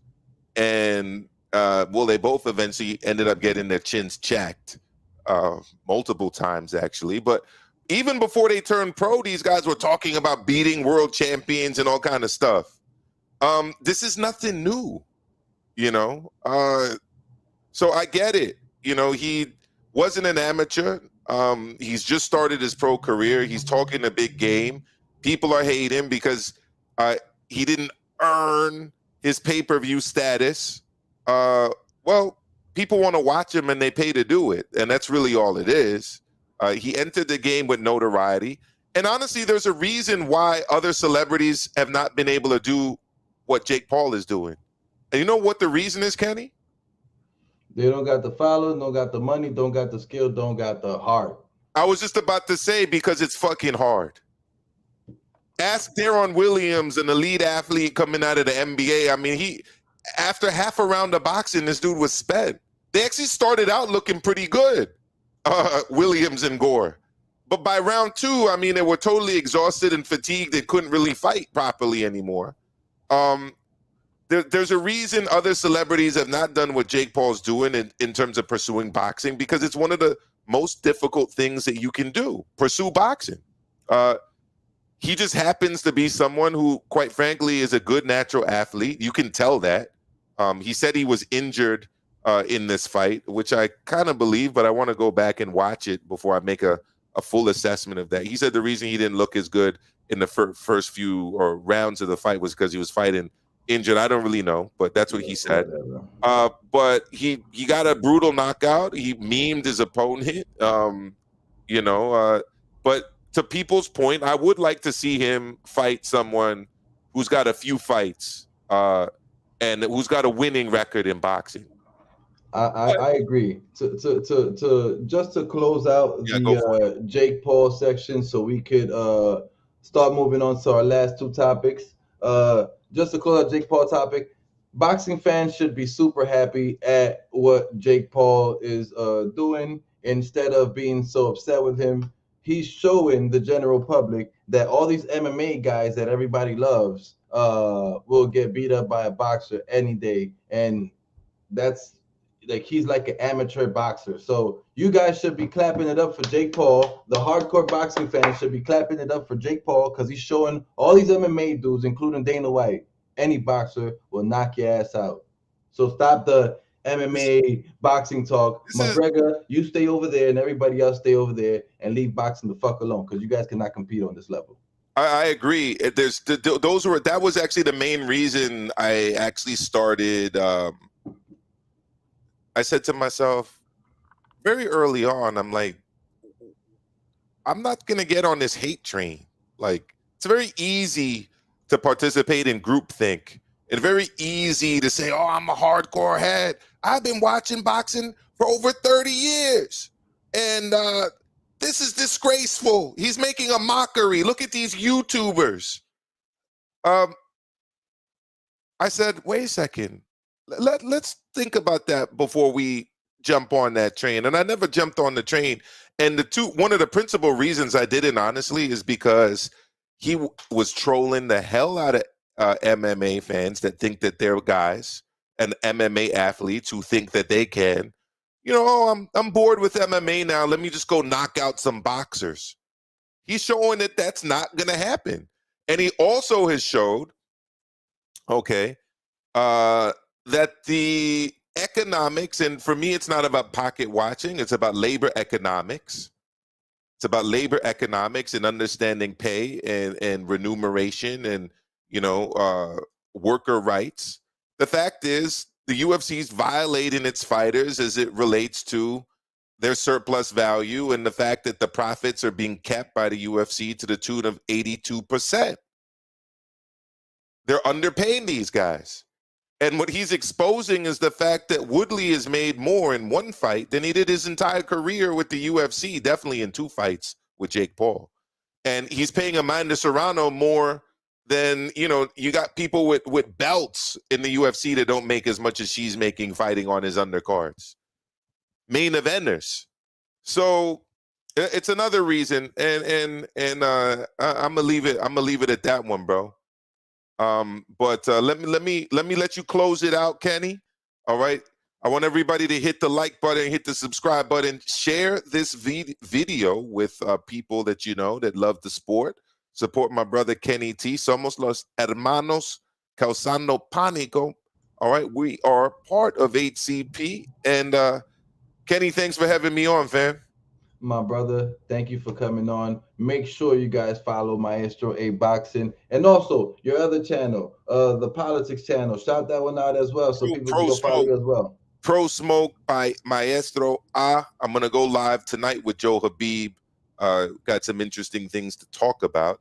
If you're, we'll talk a little bit about race baiting and also kind of what's going on with this whole Omicron thing, and you got people calling for shutdowns again. I want to give my two cents on that, and you're free to join us, as is everyone here in this chat. Take care, Kenny. Sounds good, brother. Take care. You have a great day, brother. I'm gonna close out this show with a knockout punch. I'll catch you later, my brother. Sounds good. All right, all right. So, last question that I want to answer for Jake Paul are my thoughts regarding his who he called out at the end of the fight: Jorge Masvidal, Nate Diaz, Kamaru Usman, and of course the typical shitting on Dana White, which deserves all the shitting on him that he gets. You know, I'm gonna go ahead and big these fights up, believe it or not. Uh, you guys may not like that I'll big it up, but it is what it is. I'm gonna go ahead and big it up nonetheless because I feel that these UFC fighters are much better than the 5, 10, 15, 16, 17, 18 fighters that we saw that what's his name? Up and coming fighter in 147 Boots Ennis has fought that we just reviewed with Maestro. So I 100% 100% feel that it is what it is. The fights that he's fighting is better than a lot of fights that people are fighting for the beginning of the career. They're UFC fighters, and they have experience in the ring. They're not gonna go camera shy. They have the conditioning. They're gonna fight. It is what it is. Maestro says, thanks for having me on. Anytime, brother. Let's get some wrenches allocated in the chat, Kenny. I definitely don't know how to do so. Right click three dots for people. Gotcha. There we go. See, I just learned something. No, that one's about to put users in timeout. I'm not gonna do that one either. You know what? I'll do this after the show because I have no idea what I'm doing regarding giving people wrenches. But this is probably my second or third week independent on YouTube. So we learning. It's a learning process. Let's keep it moving. Let's keep growing.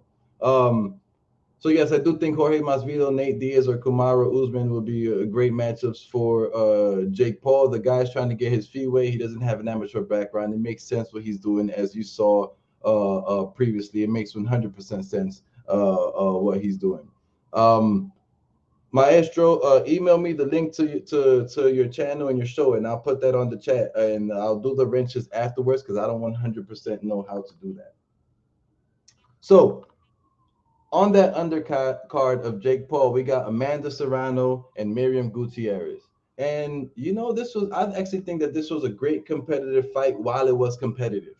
After a certain point, Amanda Serrano just turned it all the way up. And I guess she didn't really feel the punches of her opponent because it seems like she was just eating punches and going in there and wailing at the body and wailing at the body and at the head and at the head and barely throwing jabs. It was mostly power. She was going in there trying to knock that girl the fuck out. I felt kind of bad for Miriam Gutierrez though. I'm gonna show you an image of what she looked like at the end of this match. Man, feel bad for the girl. Like I truly feel bad for the girl. Although she did give it her all, she looked pretty damn good. I thought at least. So here we go. I'm gonna share this real quick. This is what she looked like, bro. This is Gutierrez, right? Oh, damn. Why is it going smaller? They doing me dirty. Whatever. This is Gutierrez. Look at her nose. Look at her eye. Like this is insane. She got beat up badly, and then you look at Amanda Serrano looking brand new. She doesn't even have a scratch on her. She looks like she's ready to go out to the clubs after that fight. Here we go. This is a better picture. Look at this. Look at the damage. Look at the girl before the fight and look at the girl after the fight. Yeah, that's right. That's right, Nando. There is no such thing as playing boxing. Boxing is a fight. It's life or death. You don't play it. You don't have fun. Well, some people do have fun while playing or about fighting, but it's not the thing where you're gonna be smiling while boxing. Keep your guard tight. Keep it serious, and do not get as many punches as this lady got landed on her. I've you know she fought like a warrior. She was in there trying to battle back and forth with Serrano, but Serrano just had answers and a lot more power and kept on coming forward no matter what was happening. She was moving forward like a tank.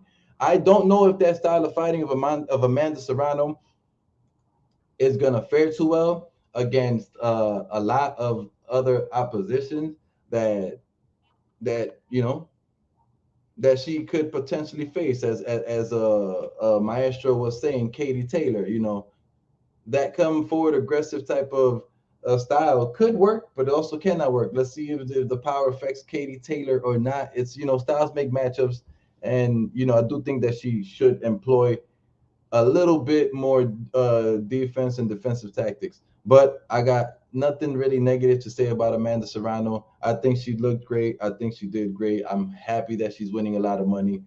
She's a genius for signing with Paul Brother Promotions or whatever the hell the promotional company is, because she's getting paid and she's changing the game for women's boxing.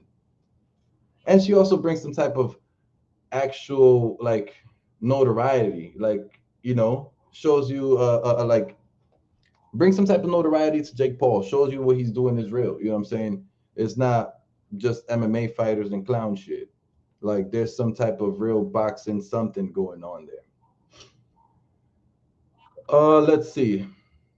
Oh shit. Another update regarding Gutierrez, which is the girl who Serrano beat up, that whose nose is very severely swollen. She got suspended from boxing, not because of anything that she did, but the boxing council felt that she needed to take a break to recover her face and the damage on her face and not box for a little while. So the girl is currently suspended because she got beat up too badly. That's insane. I've never seen that one before. Um, I've seen fighters get suspended for all types of shit, and mostly, drugs, drug abuse, and drugs, not like marijuana or whatever, but drugs like steroids, clean butyrol, and all these performance enhancement drugs. The girl does need her time to recover though, but I think she'll be okay. I think she'll definitely fare and fight very, very well against a lot of the other opposition. Amanda Serrano was just better on that night and stronger, way too powerful for Gutierrez. But you got to respect the valiant effort. So shout out goes to Miriam Gutierrez and also Amanda Serrano for putting such a beat down and working so hard on that night. The last topic of the day that I'm going to bring up to speak about before I do close out the show. I do have a lot of other things to do for the day, but before I do close out the show, I do want to speak about Errol Spence and Yordenis Ugas. Uh, Amantas Stanionis. I don't know how to say it, so I think Stanionis. He took some step aside money in order to allow Errol Spence and Ugas to fight. A lot of people in boxing are extremely upset about this fight happening. It doesn't really add up to me why they would be so upset. At the end of the day, I don't necessarily see this as Errol Spence ducking or anything along those lines, because guess what? Errol Spence is fighting someone who's good, who has a title. He's unifying. It's not like he's like, all right, now I'm gonna go fight Amir Khan. Amir Khan's gonna be my next opponent. Amir Khan's fought a lot of good people. He fought Terrence Crawford. And no, look, him fighting Amir Khan, that'd be some bullshit. I'd be just as upset as everybody else in general public if that was the case. But he is not fighting Amir Khan. He is fighting Yordenis Ugas, a guy who, depending on your point of view, beat Sean Porter. I think he beat Sean Porter. I just think he got robbed and didn't get the credit for it. A guy who beat Manny Pacquiao. People saying old Manny Pacquiao. They, I guess Ugas has reasons for people to hate on him, which they shouldn't. But I definitely respect this fight. It's a title fight. It's not a bullshit fight to me. But I do say that Errol Spence has to fight Terrence Crawford next. Has to fight Terrence Crawford next. And if he does move up in weight, I'm gonna call him soft, and I'm gonna call him a bitch, and I'm gonna call him all that shit, because that's how I see it. But that'd be my thoughts depend on his actions. My thoughts do not depend on anything else besides his actions and his character. So it is what it is. Next day going to be worse. Tough lady. Yeah, she was a soldier for sure. Nice, nice, bro. I'm going to the gym too. Gotta get the guns up. You know what I'm saying? I lost a lot of weight after September 13th because there was some vaccine mandates to go to the gym over here in New York, and I wasn't trying to get vaccinated. But sometimes you gotta do what you gotta do in order to keep your health moving forward. Ricky Ricardo. Too many people are sleeping on Ugas. Just Loam. They did before he fought Pacquiao. I'm not sure what the last part means. But yes, they aren't showing Ugas enough love. Ugas is a very skilled Cuban fighter. He's not getting enough love and respect. But you know what? Some people see it. The real boxing analysts and critics do see it, that he does have a chance in this fight. And we also don't know what we're going to get from Spence when he comes back. The guy had a detached retina. The guy was in a car accident before that. He's gone through a lot of shit. His body has gone through a lot of things in recent years. So look, I'm not mad at this. I think that he's unifying the division. I think that him going after Ugas is a great thing, and I think that this could be seen as somewhat of a tune-up fight if he does win this fight. And I say tune-up not because I'm trying to disrespect Ugas, but because Terrence Crawford is that much better than Ugas, and I think that Ugas would be a tune-up to a guy like Terrence Crawford. That's just my opinion. Terrence Crawford is way better. Ricky Ricardo says he got Ugas winning. I don't have Ugas winning, but I do need to watch some more tape. No promoter seems in a hurry to sign Bud Crawford. He's overvalued himself, maybe. I don't know. Honestly, I don't know what the situation is with Terrence Crawford, but I do think that he should remain a free agent and he should not sign with anybody. And I do think that he should take less payment in the Spence fight. Guess what? Spence has 2 belts and Crawford only has 1, and he may have 3 belts. If I was Spence, I'd be like, look, yo, you are B-side. No, even, regardless of you being the better fighter, you're B-side and you have to take the less money. And if I was Crawford, I'd go in there and I'd take the less pay and I'd go take all those chips and eat that man's heart. You know what I'm saying? It is what it is. But people out here, oh, I need the money. But look, bro, you got to think about the future. Make smart decisions. You may not get all the bang and all the money in the Errol Spence fight, but if you wash him up, which I'm the way I see it with my eye test, I think Errol Spence washes Ugas. Excuse me. Why am I saying that wrong? I think Terrence Crawford ices Errol Spence just off the eye test, just off of what I'm seeing. But regardless of that, I still think that Terrence Crawford is the B side and should be happy and willing to accept the lower money and take all those chips and then become an even bigger animal, more promotable and more publicity and make more money and everything in the future moving forward. I don't see why that's a bad thing. People are too prideful. It's a temporary money situation. You know, go in there, beat him, take his belts, and then you demand all the money you want after that fight.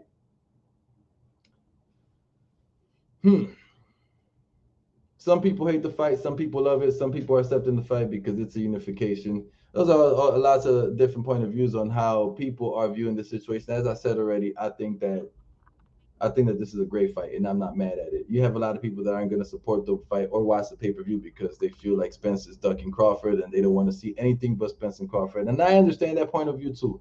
It is what it is. What does this mean for Crawford? Who should Crawford fight? Where does Crawford move? You know, I've heard the names of Keith Thurman thrown out there, but Keith Thurman, he's fighting Barrios. You know, I think Keith Thurman doesn't do anything besides provide the potential name on Crawford's resume. That's all it would do. Provide a name on Crawford's resume.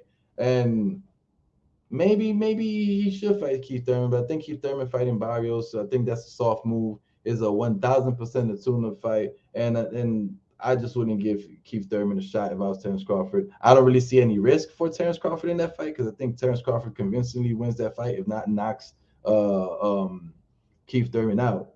So yeah, I've also heard Josh Taylor potentially moving up and challenging himself against Terrence Crawford. That's probably, I think, the best fight that could be made for Terrence Crawford at the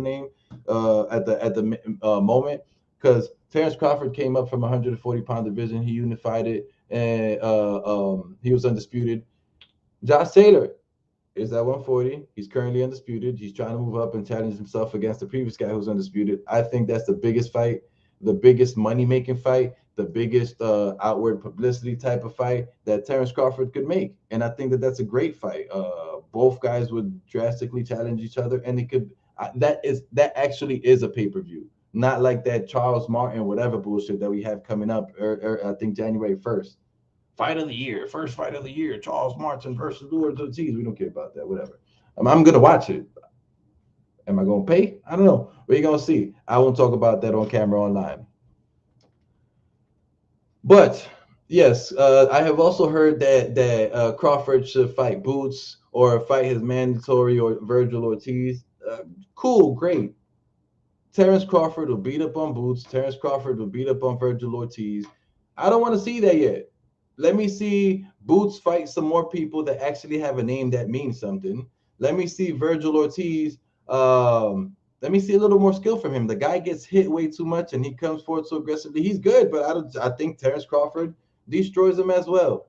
Unfortunately, Nando says Top Rank's been paying 5 million or more for fights. That's not happening unless it's Spence.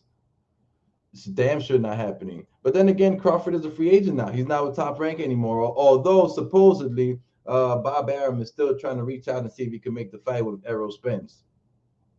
It is what it is. I also don't think that Terrence Crawford gets anything, any publicity, any big money, any more popularity. He's not going to be proven at 147 by fighting Boots or Virgil Ortiz. That's not going to change anything for him. So if you ask me, Josh Taylor or Spence or the fights that needs to happen. I don't care. I don't want to see a Keith Thurman and that a Terrence Crawford. And anyway, Keith Thurman's busy with Barrio, so that's not possible. Period. I don't know. You guys tell me in the chat. Who do you think Crawford should fight besides Josh Taylor? I think Josh Taylor is the only guy for Crawford right now, because Spence is busy. Yeah, I agree. I agree, Nando. Virgil definitely needs to tighten up that defense. Virgil gets hit way too much, and he gets hit in the dome a lot. Crawford is not going to be going for the dome. Crawford is going to be landing sniper shots to the chin and the body. And I don't know. I really don't know uh, um, if I see Virgil or any of those young guys eating that up. Boots moves around very, very well. But guess what? Crawford also moves around very, very well and has great footwork. So we just have to see. I would love to see Josh Taylor. That's a pay per view. It is what it is. Crawford / Garcia if he signs with PVC. Uh, which Garcia? Not Danny or Mikey. I don't want to see any of them. Danny Garcia has gotten beat by everybody in 147. Danny, well, not everybody, but the top names at 147. And I think Danny's moving up to 154. He says he's moving up to 154 next. So I don't even see Danny fighting at 147 anymore. You know, um, would it? I don't think that'd be a difficult fight for Crawford either, but it does more stamp and cement him in the division. I wholeheartedly agree that it does stamp him and cement him more in the division. Steven Gardner, what's good? How's it going, brother? What does that mean? I've seen it like 4 or 5 times already. I have no idea what that means. Rent. I don't know.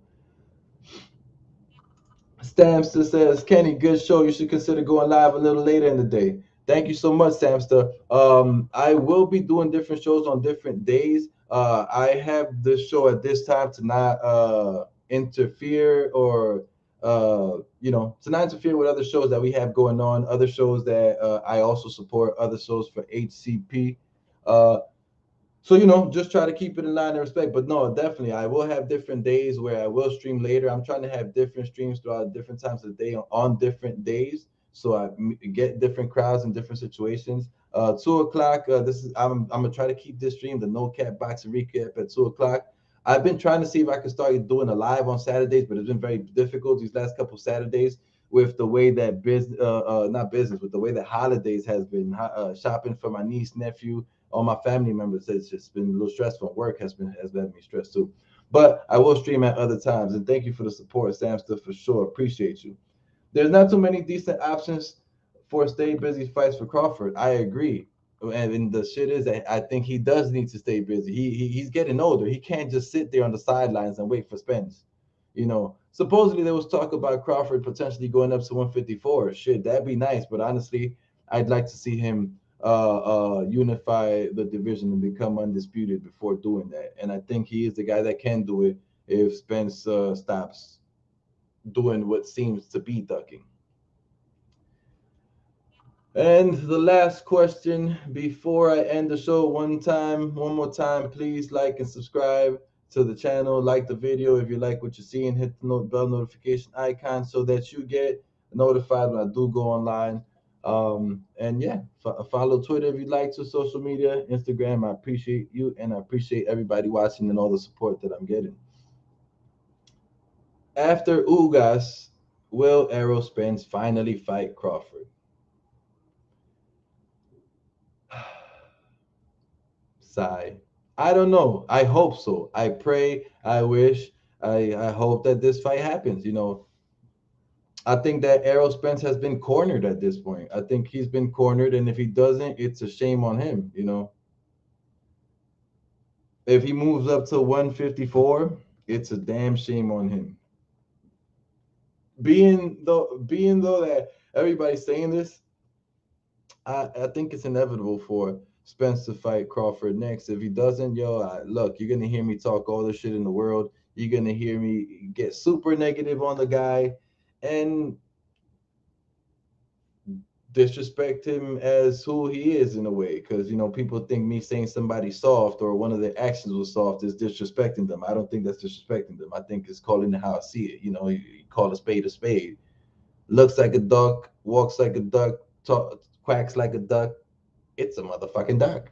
You know what I'm saying? So yeah, I hope I see this fight. Is he gonna fight him? I'm gonna say yes, just because from my point of view, if he doesn't fight him, it's like, why are you boxing? Like, you're gonna lose so much fans. You're gonna start losing fans. You're gonna start losing money. You're gonna start losing notoriety. Stamps says, I don't think the PBC will sacrifice Spence for Crawford, who doesn't have a great return on investment. I see that, but at the end of the day, it doesn't have to be on the PBC. The show could take place under the zone. It could go up to purse bid. The show could take place anywhere. PBC just needs to stop it. And dudes like Errol Spence needs to stop the wrong side of the street excuses and I'm the big fish excuses and 54 60 40 I need the bigger bet. Errol Spence needs to stop all this bullshit if you ask me. And Crawford like doesn't have a great return of investment, I guess, because I don't know. Try to put him on pay-per-view when it shouldn't be a pay-per-view fight, in my opinion. And I don't know.